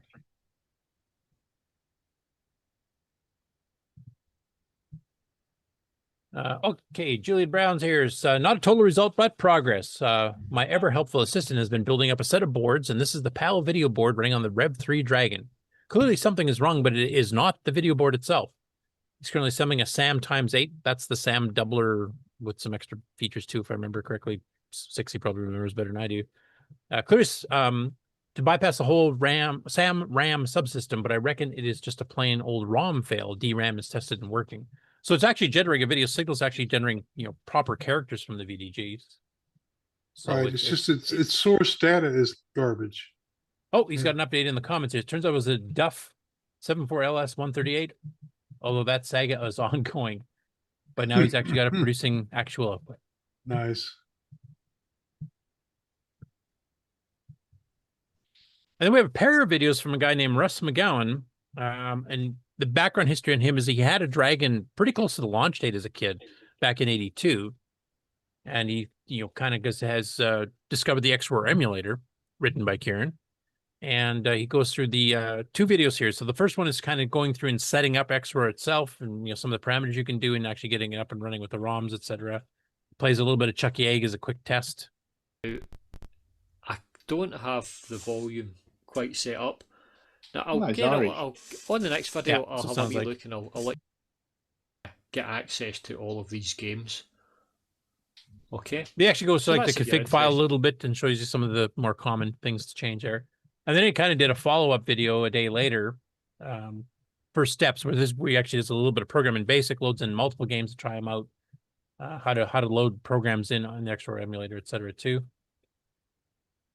And he plays one of the ones we've actually covered on the show before. This is what is the name of it? It's a Arkanoid style game. I think Stuart Orchard did it. We interviewed him about this one as amongst the other games he did. And this one actually has a few features that are not on the original Arkanoid. So it's actually got a unique gameplay. In fact, he encountered one of them here where you kept the one power up, and it basically just means the ball's going to go through every brick it hits and destroy it. So it comes back at you pretty quick, but it's a really good version of an Arkanoid style game. And looks quite good in the 2-color mode. It's one of the ones that really looks well. I don't know if he's planning on doing any further videos at this point. He just put 2 out like literally a day apart from each other.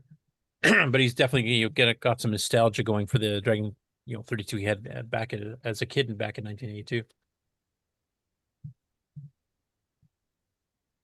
Another one here, Retro Rewind, the UK's greatest 8-bit machine. So this is from a YouTube channel called Britstalgia, which I thought was a pretty cool mash of words. And basically, they're just covering like what were some of the most popular and greatest 8-bit machines. Now, they didn't have to be technically manufactured because the Commodore 64 is included in this, but it's also got like the Auric, the Spectrum, and the Dragon. I won't play the video here. You guys can go check it out, but it basically just kind of rattles through some of the ones that were more common. So if you're from North America and you're not that familiar with what kind of machines were being sold in Britain at the time in the 80s during the height of the 8-bit era, it just gives you a nice quick rundown of the ones that were really popular in the UK. And yeah, Karen just mentioned it's Balldozer by Stewart that we were showing. Next up, there's been a few updates that were mentioned on the logs or blogs, I guess, for UG Basic, Microgames Basic. This is the cross-compiled Basic that you basically write the code once and it can run on multiple platforms. Of course, you have to do some adjustments based on sound capabilities, graphic capabilities, but the basic code will work. And it's a more modern style one, and it compiles to assembly. So it actually does pretty quick. Eric's been using it for quite a few of his projects. Well, they just released version 1.18, the official release. That includes the ID. But then one of the main things it added here, it did some stuff for like Commodore 16 and stuff, but it also added in 609 capable versions of the CoCo 1, 2, and 3, and the Dragon 3264. So if you want to actually tell the compiler to switch over to using 609 native mode with all the hardware divide instructions and block memory transfer instructions and stuff, you can actually do that. And he's actually been showing some bits on his blog here or on Facebook of how much speed increases some of these things get. And they're getting like 20, 30, 40, 50%, some of them even more than that. So if you just don't want to take the time to write 609 code manually, like Nick and I do, but you want to write a game in a modern style basic, you can tell it to optimize for 609, and it's a noticeable jump in speed. So you can definitely do some stuff you may not have been able to do before. That's available for download now. I think the manuals have even been updated at this point. Yes. I was going to interject. I just received a notice 12 hours ago that there's a new updated user manual for this. It's basically an archive. It has multiple versions. Just downloaded. It's 40 megabytes. But I don't know, Eric, if you're still in the chat here, have you had a chance to play with the 609 specific compiles for the CoCo 1, 2, or Dragons, and just seeing how much of a speed increase you've seen on some of your games? Might even be too fast in some cases, but you also may be able to tackle games now that on a plain 609 may not just be up to snuff speed-wise, like we were kind of talking about in karate type thing. Speaking of compilers, Pierra Serrazin has actually released an update to CMOC, which is the C-like compiler. And this is capable of generating code for both OS 9 and for DiskBasic. And the latest version is 0.1.97. This adds in the switch statement that now supports implementing Duff's device, which hopefully one of you guys knows what the heck that is. I mean, I can click on the link too, but if one of you guys happens to know it off the top of your head, please feel free to rattle it off now. It's a cool type of loop unrolling. It was developed by a Canadian software engineer for, I believe it was who became Pixar, I guess. George Lucas's company. Lucasfilm? Lucas, yeah. Yeah, LucasArts. Yeah. LucasArts, yeah. So the Pixar nuts, yeah. Okay, so anyway, that's implemented now. So unrolling, I guess, within switch statements. Putting a statement before the first case or default clause of a switch statement now issues a warning instead of an error. Fixed cases where a continue outside of a loop or a break outside of a loop or switch were not flagged as errors. Printf now supports a runtime minimum field width for int, long, and string values using the asterisk. And he gives some examples there. And added function read decb file with decb. So I think originally his routines that he was using, or the functions that he had added in for reading disk files, were basically talking to the disk controller directly. This will actually go through the DiskBasic ROMs and use DiskCon, which has very low level stuff. It's basically sector read writes and things like that. The advantage of that is, though, is if you have a patch DOS like an ADOS or a JDOS, something like that, if you go through the DiskCon functions, it should still work on all of those. Whereas if you try to jump directly into ROM routines or talk to a disk controller that's a little bit different, this should abstract enough. It should work on all of them. It's kind of like using OS 9 device drivers where I just have to do a read. I don't care if it's on a hard drive or a RAM drive or a floppy drive or has a no halt controller or a regular controller or whatever. So glad that he's added that in too. He mentioned specifically one of the reasons for doing this is that actually with modified versions of HTTP DOS, you should be able to use this to actually read files through DriveWire, whereas talking directly to the controller obviously would not work because DriveWire doesn't have a regular controller. Anyway, that's available for download now on the CMOC site. Next after that, we have a Kickstarter that's mentioned by somebody on the Discord. I can't remember who it was, and I forgot to write it down. Sorry, my apologies. I think it may have been me. Okay. Well, if you know more about it, go for it. As I remember, the reason, I think this is the one, is because there's actually Flex. I actually posted in the Flex channel because I believe there's a version of Flex that runs on the Sphere. Yeah, that's just like a 1974, 75, somewhere there. Like it's around the Altair era, wasn't it? Yeah, but it was based on the 6800, as I recall. Yeah, which was, I think, out in 75 or 74, but it was a hideously expensive chip compared to, that's why Moss did the 6502, right? Get the cost down. And cleaned up. Yep.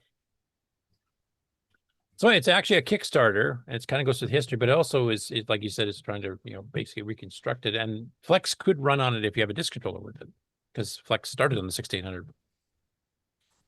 And of course, it was part of the 679. No, this is Adam Green. This is Adam Green, but I did tag you on it. So, okay, Adam, you get credit. Ooh.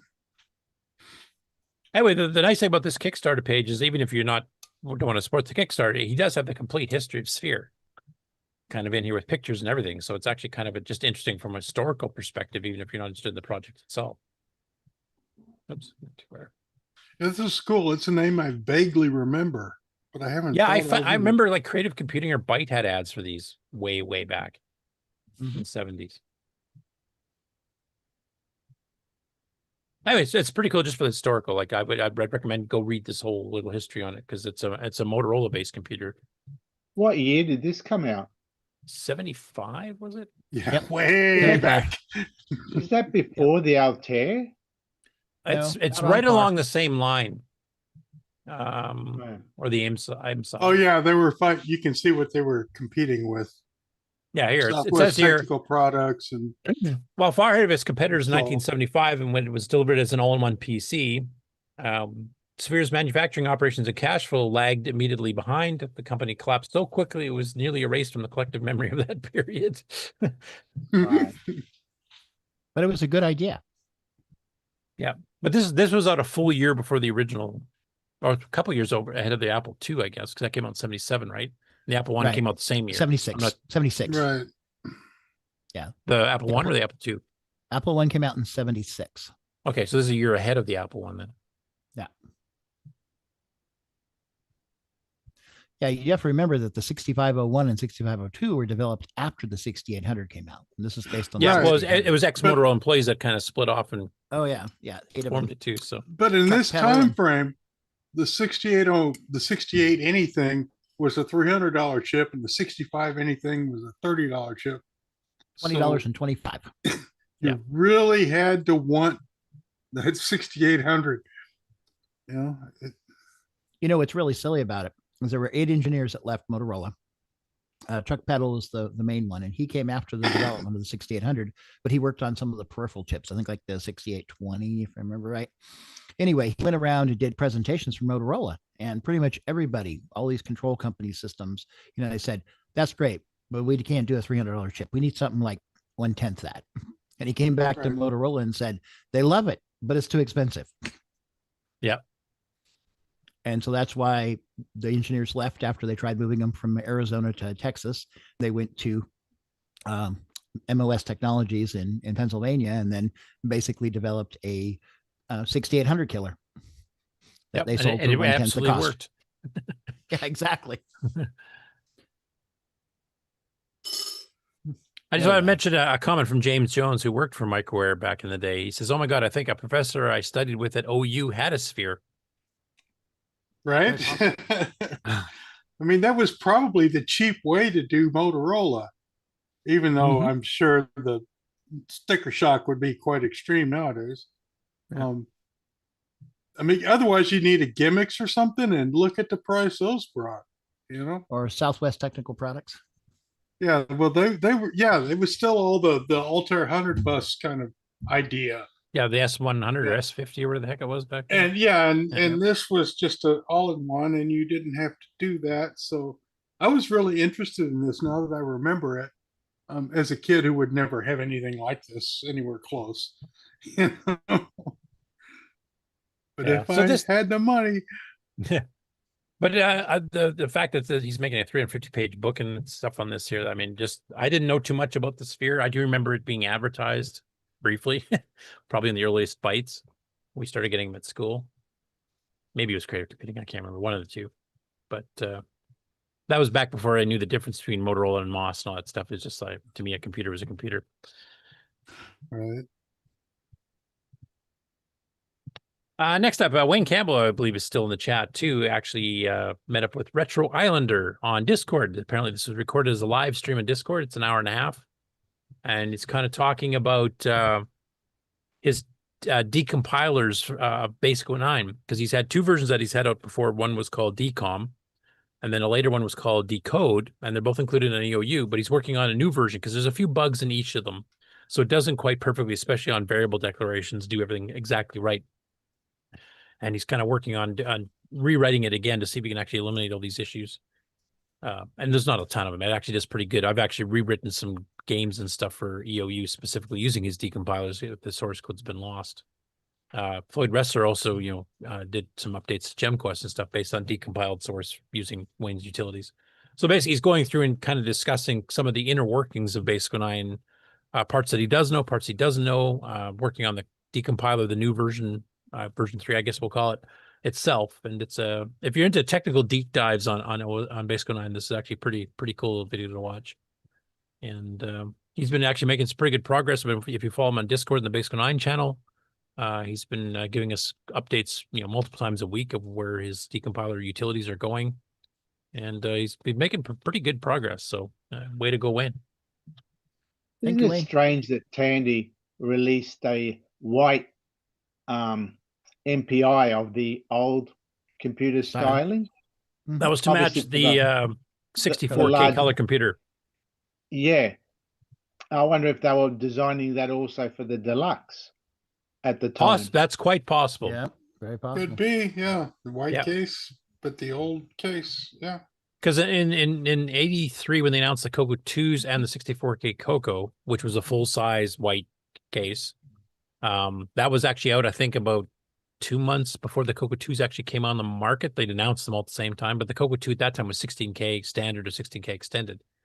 And the fit and finish of where the curves and stuff are on the white multi-pack exactly matched the 64K CoCo, because I've actually plugged them both in together. But yeah, the deluxe was also going to be a full-size case, and that was also going to be white. So yeah, which would have fit. And they never did anything for the CoCo 3 in a multi-pack, right? No, I mean, no, you just got the CoCo. The best we got was the shrunk CoCo version, Deluxe version here. 31, 24. And Well, then the other modify reason, the other reason they went white is that was actually a system wide. They actually all the computers. Oh, that's right. Yeah, even the Model 4 and stuff went white. That's 4 went white. Everything went white. They got rid Okay. of the Battleship gray, Mercedes, silver. Corporate beige was the way to go, right? Right, and then they also changed the logo up from Radio Shack to Tandy because they were hoping to expand the product line beyond Radio Shack, and that's where they also came up with the TDP, which they sold over at Sears. But a lot of the Radio Shack brass, because Radio Shack and Tandy were two, Tandy was the So where are you going to? Was the company. Radio Shack was a subsidiary, and a lot of people in the Radio Shack part didn't like that because they felt Tandy was stealing their computers. Yeah, they were cutting off their revenue because you can keep the soldering irons. We're taking the computers. Yeah, they were taking. They were like, we're you're taking food out of our mouths is basically what they were thinking. So that was the whole thing behind the white thing. Yeah. Anyway, if you're, like I said, if you're interested in the internals of Basic 09 and also where Wayne is going with the decompilation utilities, the third round that he's doing now, I've just fast forwarded to one of these screenshots here, which is kind of, him testing stuff here, and it's kind of dumping out the decoded I-code stream with, the byte tokens and some of the values for literals, etc. Now, unless you go through, he's got a whole set of web pages up on deconstructing I-code and exactly how it works, as far as we know so far. He does mention the story here, which still pisses me off to this day. Is that Microware had a bunch of this stuff on the hard drive, like source code for Basic 09 and all this kind of stuff, and then in the late 80s, they decided to use it for the hard drive for target practice, and all that was lost. Luckily, Wayne had talked to Boise Pete, who was still at Microware at the time, and got the header file at least, so that has actually helped me with the decompilation or disassembly of Basic 09 itself there, because at least it gives me a clue what some of these direct page variables are by name anyway. So that definitely helped. But I would love to have had the source code, because it's 24K of assembly code that I'm trying to figure out what the heck's going on. So, I would have bought him a whole box of clay targets if they just exactly. Yeah. Or some old PCs or something. Next up, we have another update from Keith Frechette, and we've covered him a few times over the last few months. He's working on his SAL project, which is basically a structured assembly language. And this one basically does some further updates with loop label naming, statement syntax, etc. And then basically this is to make, he's even got some shots here, but basically you can write kind of almost structured code here and generate actual assembly language from it. With, some C-like syntax thrown in for certain things for doing loops and stuff. So it's a bit easier. You don't have to like do it all raw, like raw coding. And then here's some, testing of it actually running some of the code that was shown on this previous page here. So keep up the good work there. Once that's out, I think some people might find this is an easier way to get in assembly language with 6809 and possibly the 6309 if he's including that. I'm not sure if he is at this point. But if you're already familiar with C, this will seem much more at home than doing raw assembly would be. Next, we have a quick little YouTube short. I'm not going to play it here from a channel called Bowling Holt. And it's basically he has got a CoCo 1 and he acquired a diagnostic ROM cart, the original Tandy one, and decides to run it and see what it does. And it's a very well-worn cart because only a part of the label is still attached to the actual cartridge case. But we've shown that kind of stuff before. And for those who don't know, if you want a more modern version of the diagnostic ROM cart that includes support for greater than 16K, because the original Tandy one did not, or also for the CoCo 3, etc., Retro Rewind actually has a version that they've sold at the fests and stuff. And it tests a lot more stuff than the original Tandy cart did. I don't know why Tandy never updated this even like for 32 and 64K, because I figured that would have been used in the field by people at Radio Shacks. But Richard, do you have any insight as to why they never updated this? Or did they have internal tools that the public never saw? Or is Richard still here? Oh, I'm still here. Sorry. Well, I was looking at something else. What was the question? The diagnostic ROM cartridge that Tandy sold, which only tested up to 16K RAM and had some other pretty bad limitations here that, as far as I know, they never upgraded. Was there a reason they didn't upgrade? Did you guys have internal tools for testing like 64K or something? Well, the internal tools were provided by the Radio Shack tech support, and it was Gary Kirk that actually made those. So I don't know if they, I don't know why they didn't update them or not. I think they just said, well, 16K is good enough. Honestly, I wouldn't know. Oh, okay. I'm going to guess, independent of the thought process, that they had a PC or something that plugged into the cart port and they could do any random thing they wanted. Nope. Nope. They didn't care. Nope. They didn't have both. I mean, as far as RAM goes, if you had a bad RAM chip, it was typically dead. Well, just as far as testing a computer coming down the line.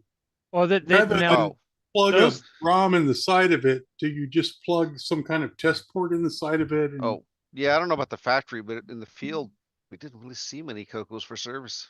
No, but as far as the factory, they had proprietary, like on the model. I can tell you about the Model 3 because when I worked there, they actually had a machine that you plugged into the CPU.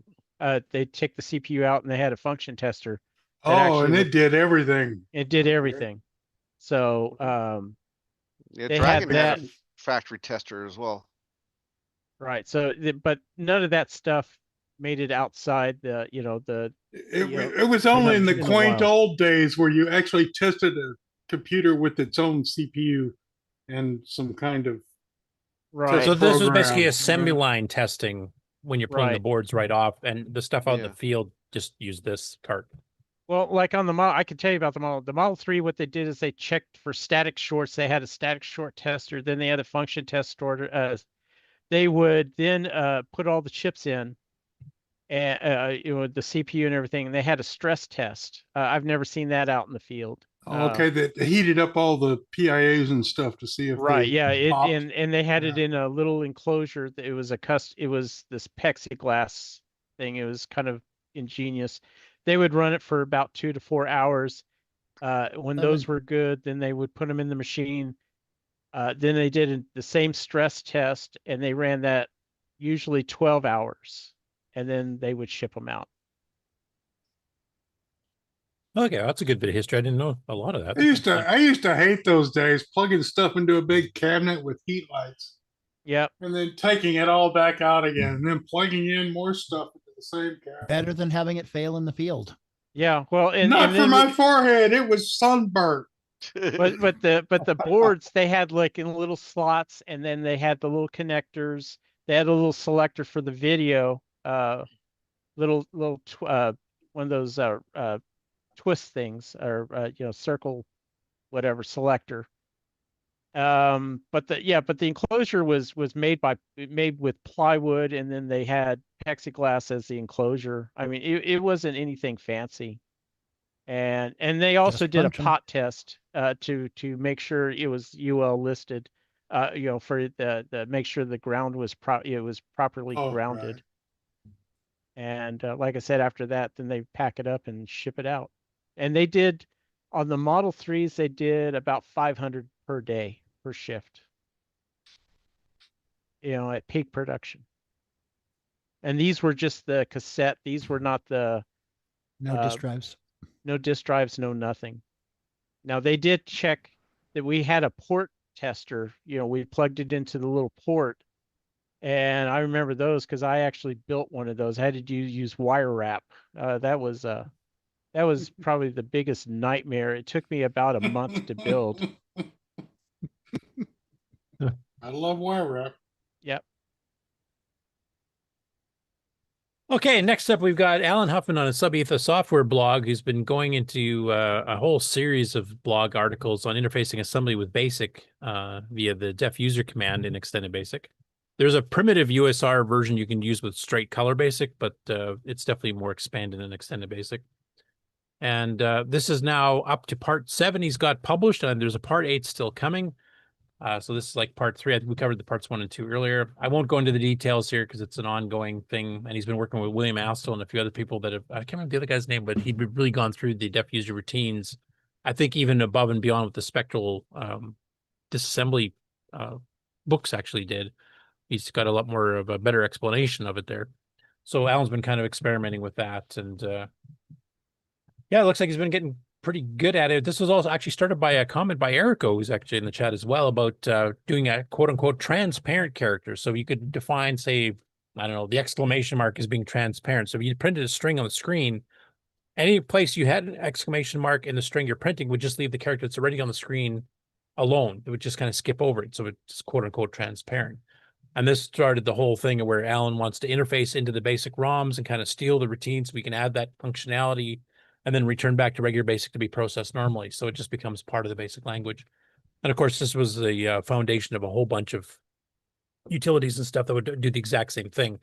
If you remember, Colin J. Stearman did some Cooking with CoCo series of articles in Rainbow where he's adding a whole bunch of disk BASIC or commands to disk BASIC and basically creating his own DOS. He was kind of using the same techniques. He was adding like auto line numbering and a whole bunch of other stuff. So kind of on the same line. But yeah, Alan's been pretty busy going through here, going through the weeds. Sample code, explanations of exactly what he's doing. And he's got it up to part 7 right here. And there's a part 8 still coming.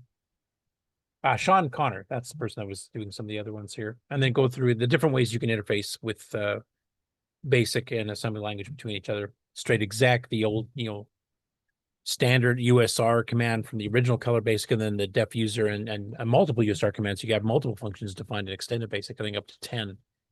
That you can pass Curtis, use. the chat. Okay. Jet E. Jones had a comment too, I think, for Richard.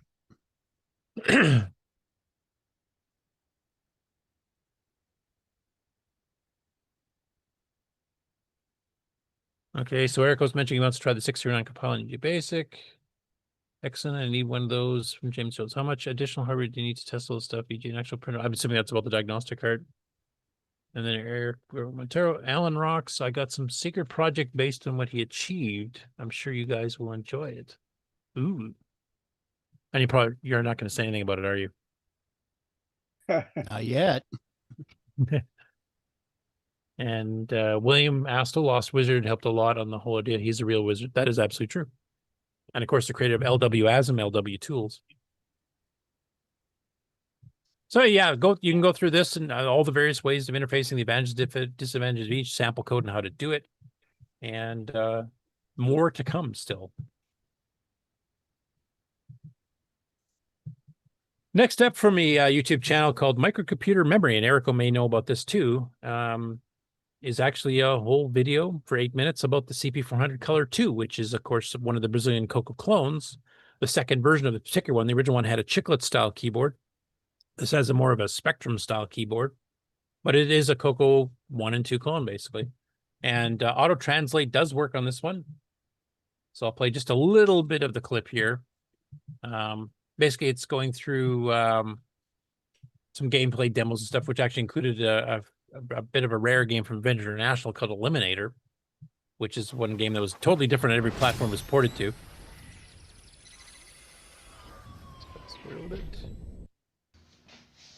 O CP400 Color é computador no meado da década de At the beginning, it 80. goes through like the ports and what the case looks like and kind of what peripherals you can plug into, etc. Para vídeo composto, uma saída. Then fires up and shows you a tiny bit of basic. De áudio que acompanha, que é essa saída de áudio aqui. And then there's a sample here playing Eliminator, which we've also covered the game on Challenge, I'm pretty sure. Mas é basicamente isso daí, ó. Blame it on the filming. Now, if I remember, the Brazilian ones were that PAL M, correct, Mark? So they actually are getting some artifact colors, just like we're used to. I believe so. Yeah, because that's what PAL M was what was used in Brazil. That's like a 60 hertz PAL or something, if I remember. Yeah, and I don't remember what the M stood for, but there's a good Wikipedia page on it. Yeah. They've got green, yellow, blue, white, black. Yeah, Hey, it's a fairly nice CoCo clone. I mean, it's the design of the case is quite different. They definitely they took it from other machines, I think, more so than CoCo. But it's basically a CoCo inside. It's got a nice keyboard. It's hardware compatible with joysticks and everything else too, so it works quite the same. The cartridge port's a bit different, so a standard CoCo cart will not fit into the cartridge port. Because I think the ones on the CP400 were a lot narrower. Though. Yeah. Like it, functionally it works fine. It just doesn't physically fit. Yeah, it's a Timex Sinclair 2068 case. Right. And those are the Timex Sinclair cartridge format size under the door. So we can get these cheap. Cool. I like it. Anyway, definitely go check that out. It's got a bit of the history of the CP400 and a bit of the details on what the actual machine looks like, and then showing some sample CoCo software running perfectly fine on it. Next up, we have Andrew Fisher, and he does a kind of almost 6-minute kind of quick review of the latest issue of the relaunched Compute Gazette, which is still causing issues with people getting confused because for those who know the history of the original print magazine, Compute itself with the exclamation mark was a cross-platform covering the CoCo occasionally with really low-res semi-graphic stuff. They never used extended basic for some stupid reason, or very rarely did. And then they had launched Compute Gazette, which is specifically for Commodore machines, mainly the VIC-20 and the C64, if I remember correctly. So when they relaunched it as Compute Gazette, a lot of people just assumed, okay, it's another C64 VIC-20 Commodore thing, and it's not. They're relaunching it as the original Compute was, which is cross-platform. But their third issue here for September 2025, and this is a physically printed magazine, you can actually hold it in your hands, was kind of a Tandy special. I'll play a little bit here, kind of showing you the cover, and then I'll jump ahead and show you a page or two. So here is unboxing it, which I'll skip that part.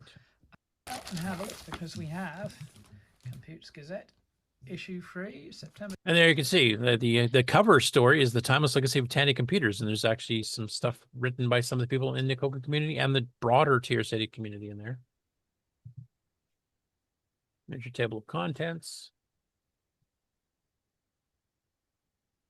Let's sort a bit here. So you can see here's an article on the MC-10 by Jim Gary, including some screenshots of some games he's worked on. TRS-80 Model 3.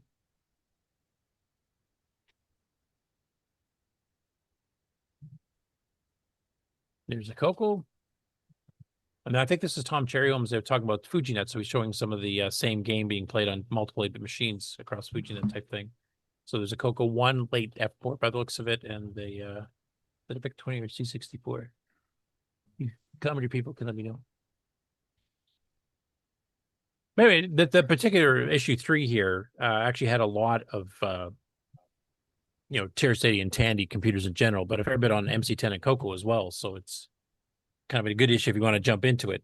And they are looking, as we mentioned a few weeks ago, they are looking for writers to actually start doing regular columns about CoCos and MC10s and stuff like that, or Tandy in general, just so they can kind of balance it out like the original Compute was supposed to be as cross-platform. I don't know if they're going to be doing as much of the having the same program type in on 5 different 8-bit platforms that they did back in the day. Like here's the CoCo version, here's the VIC-20 version, here's the 64, here's the Atari 800, etc.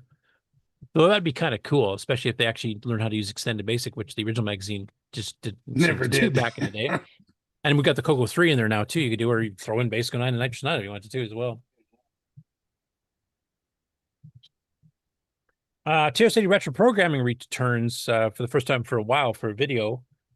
He's actually uploaded one of his games to the Color Computer Archive just a few days ago, if I remember correctly, and I've got 1 or 2 on my site. And once again, I have to get my site caught up. But he decided to make a bit of a different video this time. He's making a simple color computer video game for beginners, which is basically just gives you some sample code of how to do some graphics, how to set up a graphic screen, how to read the joysticks and react to them type thing. So it's kind of it's not programming a full game, but it gives you some of the basics if you've never programmed a game in BASIC before. And it's Extended Basic, so this is CoCo 1, 2, and 3, or Dragon 3064, because it's pretty well identical as far as this goes. And it's a little 23-minute video, and he's also working on finishing some of the games he already has been working on for the last while, and a few he's got completed already. So he's going to have some more coming out fairly soon. And I will mention one thing. He actually was querying me about, the differences of the CoCo 3, because I've kind of bugged him about, why don't you try CoCo 3? Because some of his complaints about the CoCo 1 and 2 is like, lower res and not as many colors and, that kind of thing. And a lot of that is fixed in the CoCo 3, and you can add in stuff like palette animation and things. So I kind of steered him towards trying VCC, and where the CoCo 3 manual, CoCo 3 Extended Basic manual on the archive is. And I'm hoping to see some CoCo 3 stuff out of him in the next little while here. I think he'll like that a lot better. I know he'll still hate the edit command. And as Nick and I have discussed, I think it depends what you get used to and what exactly you're doing. Because there's sometimes I prefer the full screen editor type thing, like the Apple II had with Control I, J, K, M, and the Commodore had with, mind you, I didn't like their 2-way cursor things. Those were stupid. But, being able to edit on the screen, if you're changing a line or duplicating a line with some minor changes to it for another part of the code, it's really nice for that, because otherwise you have to retype it in. But edit, on the other hand, once you get used to the search keys and how to jump ahead a line on a, multi-line statement or something like that, search, edit, hack, insert, delete, type thing. Once you get a handle on it, it's very fast. Actually, I find it much faster than doing on-screen editing. But the only thing the edit command needed was a way to put the last line on screen back in the keyboard buffer, which the Deluxe fixed. Their basic ROM does let you do the screen editing like this. Oh, okay. With insert and the arrow keys. Because that would fix the whole edit. I don't have to type the last line in again. I just put it back. I saw it. I put it in my buffer. Now I can dump it here. Yeah, and we had third-party utilities that did that. There was multiple ones that actually added that functionality. If they'd done that one thing. Yeah, and well, the prototype or alpha, beta, whatever you want to call it, of the Deluxe Color Basic, later renamed, or sorry, it's called Advanced Color Basic, later renamed Deluxe Color Basic from Mark Siegel. When he told us, basically that functionality, it was all in there. They had a full screen editor in there, ready to go, and it was still a little bit buggy in a few spots, but there was a lot of cool stuff in that Basic, like programming the sound chips for multi-voice, and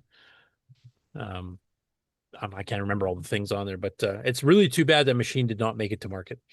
There's some pretty cool stuff in there. I'd love to see the final version of that Basic, which Mark said was completed before the project was canceled. Right, or slide that into the CoCo 3. That would have been, now we've got a better Basic and OS 9. Yeah. Now I will mention this here. I don't think it's me. I think the YouTube video got scrambled. So the first while the voice and stuff all comes through clear, and he's explaining what it's different, doing the different lines, etc. Partway through, it looks like something went wrong with his audio and it just got all scrambled. You can still see he's typing on screen, so I think it's still useful. But he may have to try to re-record that part at some point. Okay, back to TJ Ferreira. So this is a couple of videos that he put out. One was called The Island of Misfit Computers, and it's basically computers that are kind of underappreciated. And I'm sure Ron will attest to this as far as the MC10 goes, if he's paying attention. But basically, he goes through 2 in this particular case. He goes through the MC10, and then he goes through the Mattel Aquarius. And I won't play the video here, just because he's kind of covered this a little bit before, but he's kind of asking viewers, is there any other machines that were underrepresented that are really cool or been doing cool things lately? Which I definitely would qualify the MC10 in. I mean, not just with Jim Gary's stuff and some of the other people that are programmed like Pac-Man and a few other things, but our Spriteworks and stuff they've been doing with them and us now. Like they're really pushing them, and the add-ons like the SD32X or whatever the heck it's called that Darren did for the MC10, where you get virtual drives, 32K of RAM, extended basic, and a whole bunch of other things too. His next one was actually the unboxing here. Now this I will play a little bit. And of course, he's his normal exuberant self. And unfortunately, Ron has not had a chance to actually have his own unboxing because he hasn't received it. As far as we know. Yeah, I mean, he's a secret agent. He might be lying to us, right? Mm-hmm. But once again, professionally packaged. And this is one thing I will miss on Nick's games. Maybe not. Maybe he doesn't like you as much as he likes me. He's going to send you a mean face. All keyboard, after a few minutes of playing an MC10, your hands end up becoming like this. Arg, because let's look at the actual unboxing here, because it's very well done, very well presented. Postcards from Grandma, you name it, he's got it in here. Oh, and look at this. Ultrix Command.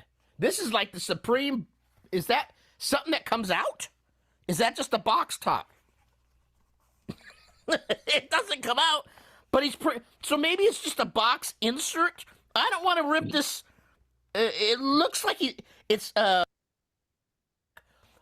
don't hear anything else inside there, but it could be a secret compartment for all I know. But this thing doesn't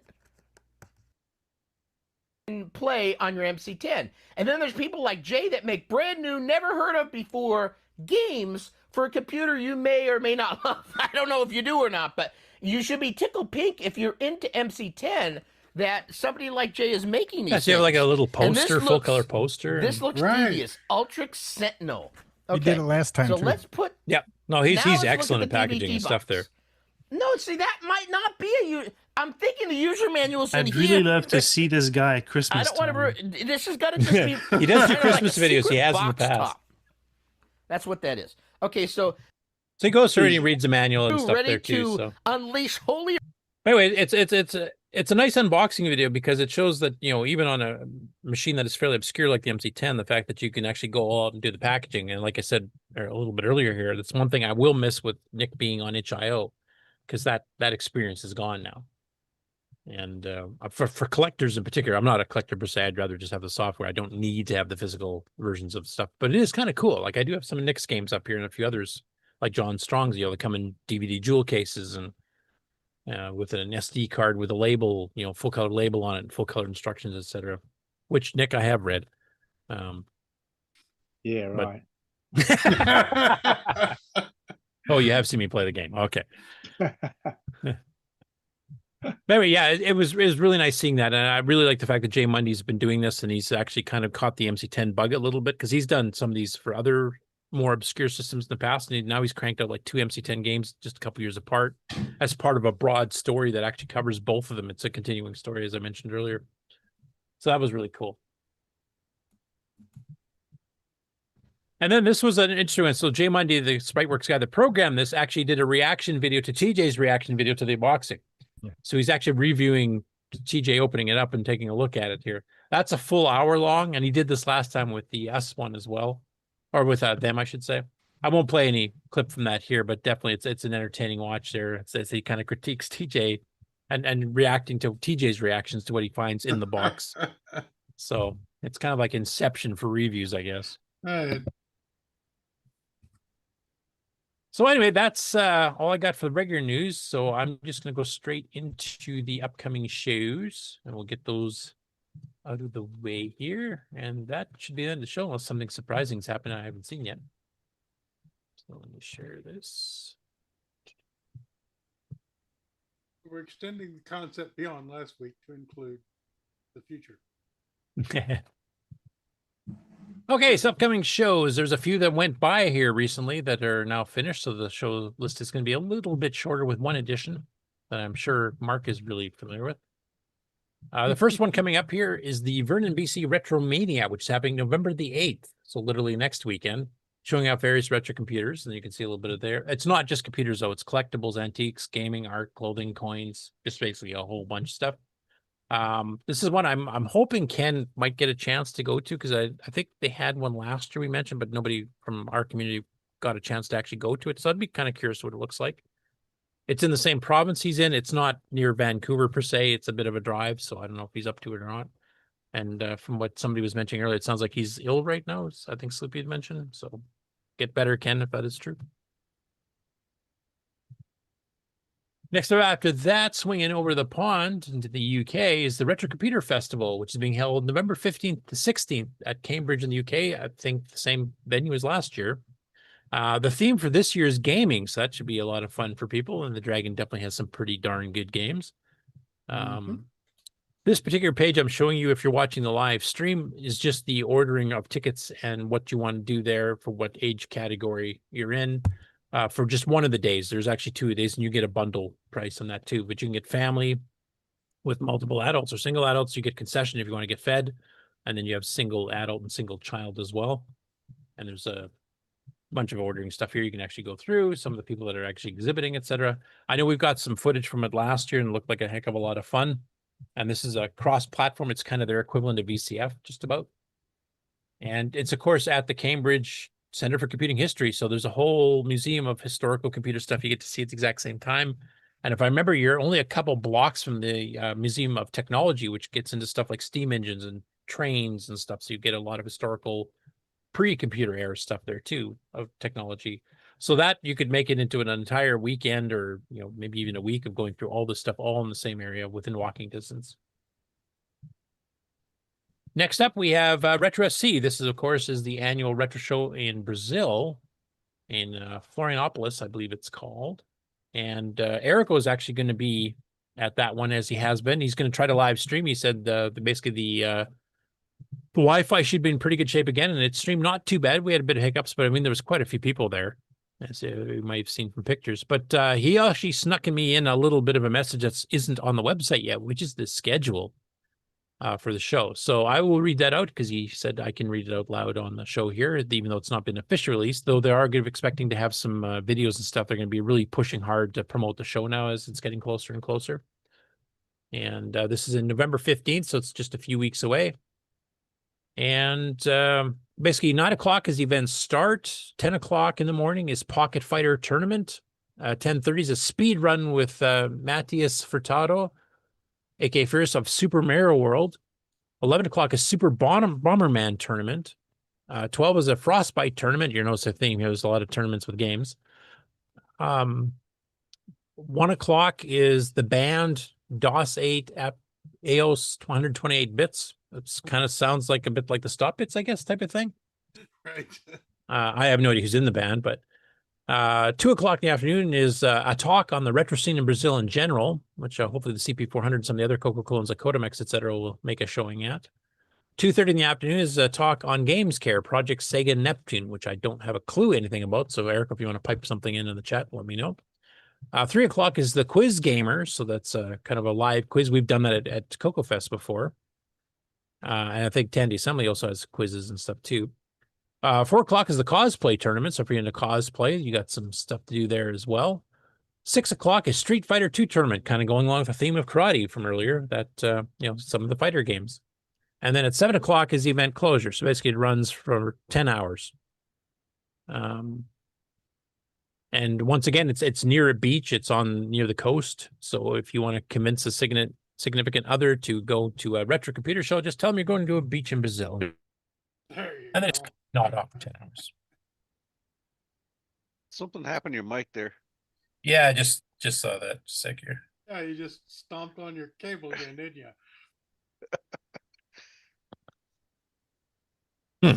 That's different. That's kicking in and out. Okay,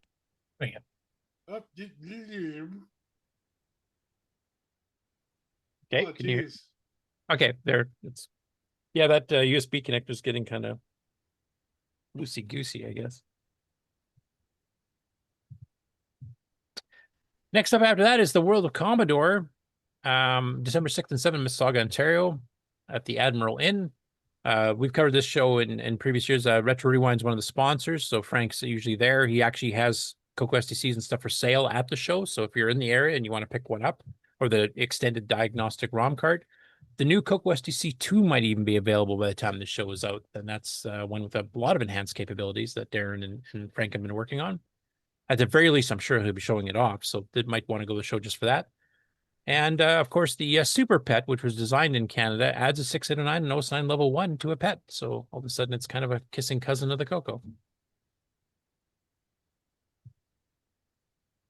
Next after that, this is for Mark Oberholzer, which is basically the 2026 Tandy Retro Show. Coming up in January 24th, possibly 25th, if enough people present. And Mark, since you're kind of the spokesperson, let's just take it away.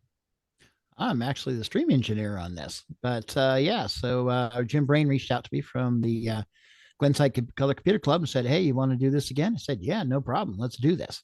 So essentially, presentation. If you're not going to be able to make it to any of the retro events, whether they be Dragon based or the ones in Brazil or the one here, or one of the general shows like BCF Midwest, hey, get your presentation together by the last weekend in January, and we will get you on a Zoom call and present your stuff live here on the CoCoNation, YouTube and Twitch, and also probably simulcast on the Glenside channel as well. And we'll show your stuff off so you can show the world what you're working on. Okay. Now, this is not just CoCo related. This is all TRS-80 and Tandy computers. Yep. Last year we opened it up to any sort of Tandy stuff, and like I said, of course the CoCo's got its cousins, the Dragon, which we Julian Brown we had on, and anybody from Brazil that wanted to get on, we'll do them too. So so Tandy and all the CoCo's cousins. And you mentioned if we aren't at the fest, but we can still crash this party anyway, right? Oh yeah. If you want to use it as a precursor for your presentation, or if you have something ready to announce now and you don't wait the extra 3 months. Yeah, exactly. All right. Well, pump it all year. Okay. They say there's no such thing as bad publicity. So, here's your chance to get this in front of some people. I haven't checked, go ahead. I haven't checked the last year's, but we've had some pretty good viewership on those things, as much as we usually get on one of these CoCoNation shows. So, people watch it. Yep. And have you gotten any presentations lined up for it that you can announce, or? I have not had anybody contact me yet. The email is there. It's registration at the Tandy Retro Show, but I haven't seen any emails yet. I haven't sent the email, but here's a voicemail. Okay. Yeah, you got 2.5 months, so I mean it's still a little bit early, I guess, for people trying to make sure everything's wrapped up. I've got an hour in me at least. So. Okay. I want to mention Erico in the chat here mentions as far as the Retro SC show in Brazil here, he said, but you guys are welcome, and this island here is pretty cool. So I forgot to mention that Florianopolis is actually just off the main coast of Brazil in the ocean, and it's actually an island, and you're on the west side of the island, if I remember correctly. So, and like I said, there's a beach like right nearby. So it's ocean temperature modulated, and very nice place to be at all times. And I think it's far enough south you won't get hit with hurricanes. Right. So I just checked. No email so far. So somebody send me something. At least tell me you're alive. Make sure the email works. And what's I actually sent an email to you like a month ago. Did you? I haven't seen it. Unless somebody. So what is that address? We should all flood Mark with the email. And make sure it works. Registration at tandyretroshow.com. Actually, I tested it a month ago and it worked. So. And it's on the screen right in front of you. Yeah, I volunteered to do a presentation on the multipak interface. Cool. You've got three people already. Oh, sorry. You know what? Jim and I co do this. He created a 2026 presentations, and there's a 2026 request, and it has one email from guess who? Tandy Retro Show at BoysonTech.com. Yep. Sorry, Richard. He's not a slacker. Yeah. So there. Yeah. Okay, I will set up a scheduling calendar, and you'll pick your spots, and you're the first one, and you get to pick whatever you want. And if you can, Mark, since we have an official page that people can actually go to, if you want to just pop in when presentations are, even if you don't have the date and time set, but if you know presentations happening, so people know what to look forward to. Yep, I'll do that we'll too. Have to make a little, Yeah, I believe I have the ability to edit that WordPress as well. So, okay. Or make Jim do it. If you want to be a slacker, you can do that too. Yeah, make Jim do it. I'm only saying that because he's not here to defend himself. Honestly, I don't mind doing this sort of stuff because it's all about promoting the color computer and its cousins and the other Tandy computers too.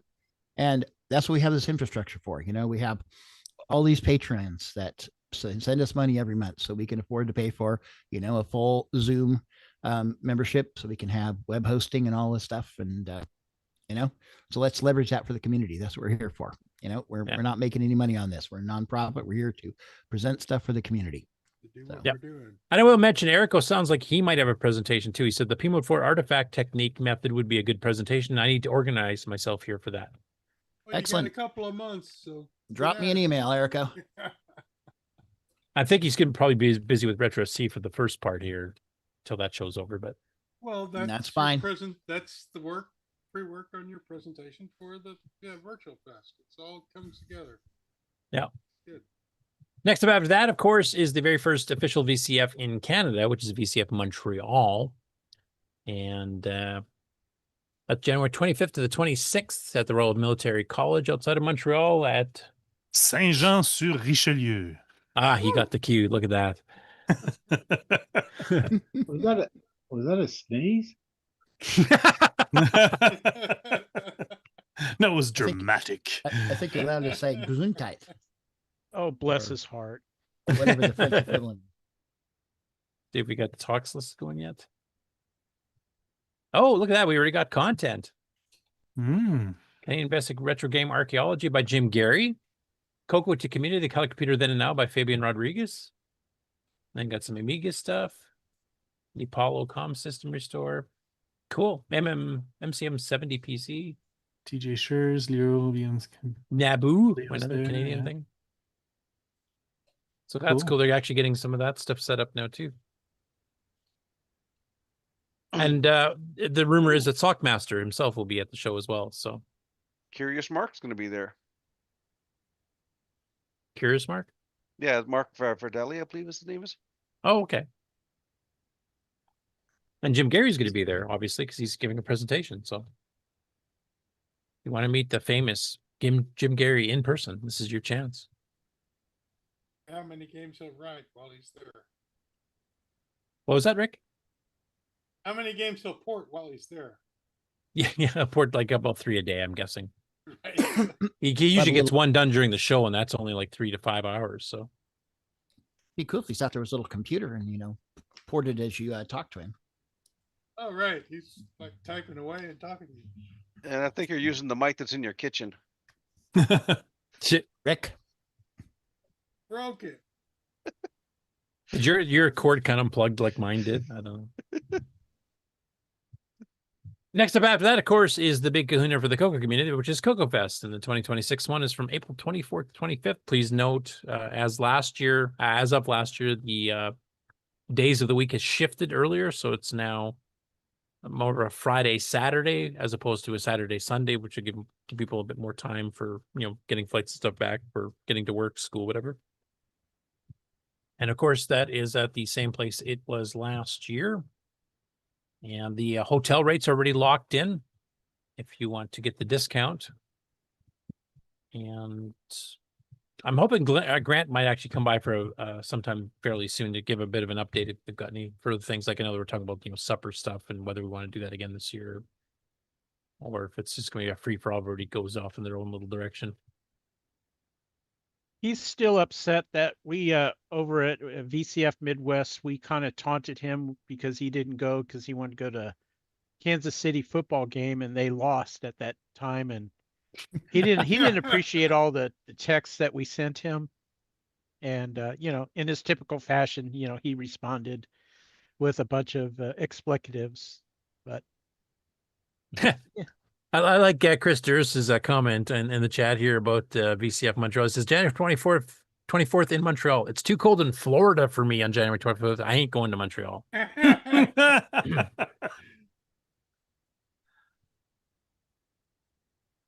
Whereas for me, I mean, Montreal in January is probably going to be about 10 degrees warmer than it's going to be here. So that Yeah, sounds probably. like Most a likely. vacation actually. paradise to me. I'll be wearing shorts. Next one after that, or actually the same weekend, literally, as CoCo Fest itself, is the first official Latin American VCF. And that's VCF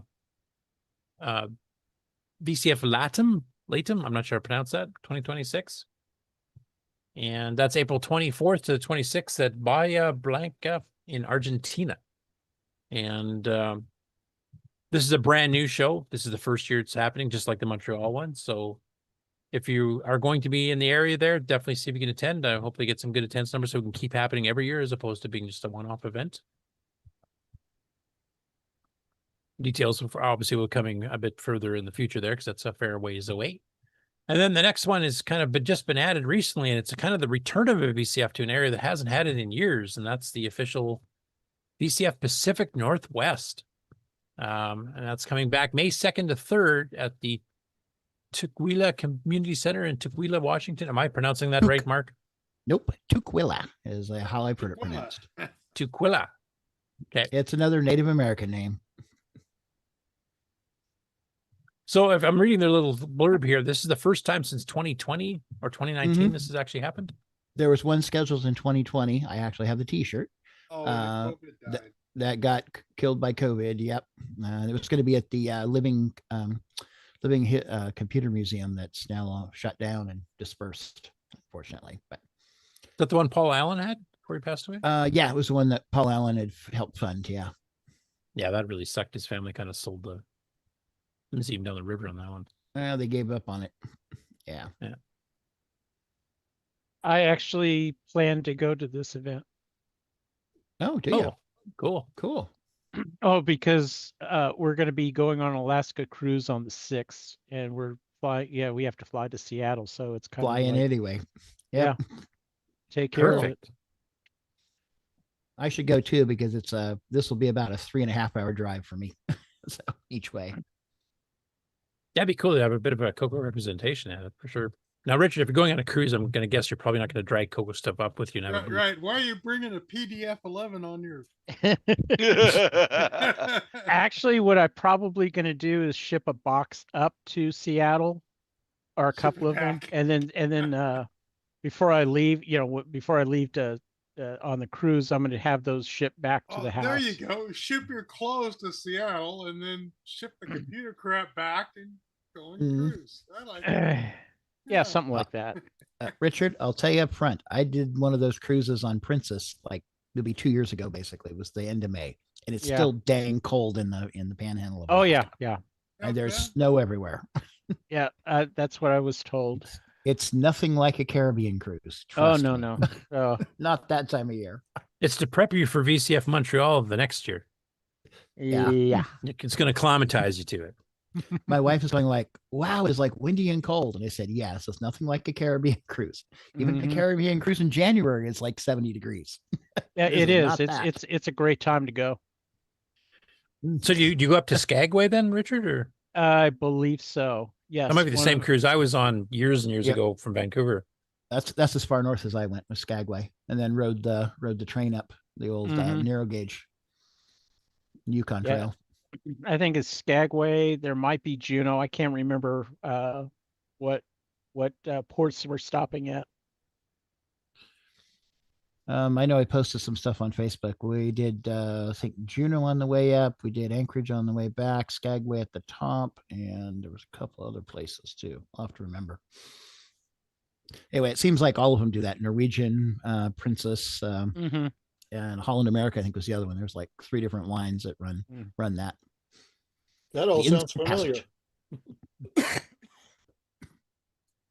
Anyway, so it's good to see the Pacific Northwest VCF has actually returned after a 6-year hiatus. So you'll notice that the sponsor is the Interim Computer Museum. That's the one that was been doing the ones they've held, like in October and the one in March that they've had the last few years. So yeah, which are more like just gatherings. They weren't official VCF sanctioned events, correct? No, and they're very small room. And only got about 20 tables in there. It's pretty packed. But hey, you get a few nice people to drop in, like Canadian Ken dropped in one time.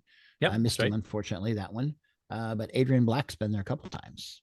So who knows? He might show up at this one too. Is this new community center? Is it quite a bit bigger than like a lot more? I've never been there before, actually. Oh, okay. The little thing says it's near SeaTac Airport, but I believe it's to the south a little bit.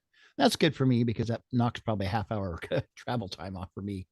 So, yeah, it's south of Seattle. It's a few miles from SeaTac. We're going to be staying right outside the SeaTac Airport. Actually, 2 years ago when I stayed up there for the one, my wife got a really nice room at very bare bones Motel 6, but it was like $67 a night. Mm-hmm. So nothing fancy, but yeah, this would be a lot closer to that. So maybe she can pull that off again. Cool. Well, it's great to see it returning after such a long period of time. And, the northwest part of the states and also the BC area has not been well represented with computer shows. They used to get a ton of them. There was a Pacific Northwest CoCo Fest back in the 90s, which you had people like Chris Burke and Wes Scale and a bunch of others come out showing off like Birkenberg hard drive controllers, the original Nitrous 9 and Quick Gen and all that stuff from Wes. And Bill Noble came out and did a presentation once there. I never got out to that particular one myself, but there was quite a few Spectral Associates was from that area, by Tacoma, Washington. So there's a lot of computer people there, but it's been kind of sad that VCF disappeared for a while. Glad it's back. Computer stuff in general. I mean, Intel's largest installation is in Oregon. Yeah, and of course Microsoft. Yeah, Microsoft is there, and there's a whole bunch of other companies that you've probably heard of that are also there, including Nintendo's U.S. presence is there in the Seattle area too. So, I mean, the Northwest is a big computer and high tech stuff for 50, 60 years now. Yeah. Yeah, definitely. Anyway, that's it for the upcoming shows. If there's any shows that I've missed that you think should be included on the list that either will have a CoCo presence or our CoCo, devoted type thing, please send them to me at curtisboyle@sastel.net or put them in the Discord under news topic suggestions. And I will add it to the list and we'll cover it on the future shows. And that's all I have for news, etc. this week. Now we have to wait for Mark to wake up. Right. Because he doesn't realize we're all done. Huh? Yeah, probably stepped on his keyboard again. Squirrel. Yep, cut him off. Got squirrel. Squirrel. Squirrel. Let's see. What's up? Okay. So we're done? Yep. Oh, okay. We actually had a meaningful show today. What the hell happened there? The sun's still up too. Right? Well, not here, but it hasn't been up all day. Don't we usually have a meaningful show? Even if we wander around a bit? So what do I do now? You get the rest of the afternoon off, Sloopy. Woohoo! Go out in the big blue room and figure out what the heck's going on. Maybe work on advertising materials for the Game On Challenge. Obviously, you're not doing too good of a job so far. Yeah, and there's a Actually, I've been doing something. Missy hasn't been here in over a month because we moved around the rooms around for the baby, because the baby should be coming home in about a month or so. And I have no bed, so in my bedroom, and Missy won't come back until I do. Oh boy. Well, okay. So sleep priorities until yeah. Well, no, I'm sleeping on the sofa, and it doesn't bother me, but she doesn't like it. It's probably because she's kind of short, but the chase lounge part of the sofa isn't long enough for her to stretch out. So she has to be like all bunched up. Right. And what gets me is when we're in this big huge queen bed and she's by herself, she's all bunched up. So what difference does it make? But well, Sophie, since you're back, you mentioned before Ken was sick today. Is that what happened? What he said to me was he had let me see here. Did he play Neutroid? He said, "Hey Sloopy, can you cover the game on this weekend? I'm about 95% sure I won't be there." I said, "I got you. Hope it's for good reason." He says, "I have to go into the hospital and my recovery time will be a few days." Ooh. So Sounds I'm not serious. sure what it is. That's a good reason. Yeah. I figured you talked to him all the time, Curtis. I figured you would. I haven't know. talked to him in a couple of weeks. Kind of private on. I bug Nick all the time, but I mean, I talk to him more here on the show than I do at all, unless we go to VCF Midwest, and because we're sharing a room, we talk a bit. But other than that, like in here, it's like we don't talk very much at all. okay. Well, Ken, if you're listening to this, hope your recovery from is quick when you get home soon and feeling much better. Hope so too. Yeah, me too. Oh, we're still streaming? Yeah, we are. Oh, okay. All right. Ready for an outro then? Yeah, I think so. This concludes another episode of the CoCoNation, the world's leading live interactive talk show featuring the Technicolor computer. For all things the CoCoNation, visit us on the web at thecoconation.com. We'd love to hear from you. Send feedback, suggestions, even segments via email to show@thecoconation.com. The CoCoNation show would not exist without the community and its cast and crew. The CoCoNation theme song, copyright 2022, D. Bruce Moore. Mixed, mastered, and produced by D. Bruce Moore. The CoCoNation is over.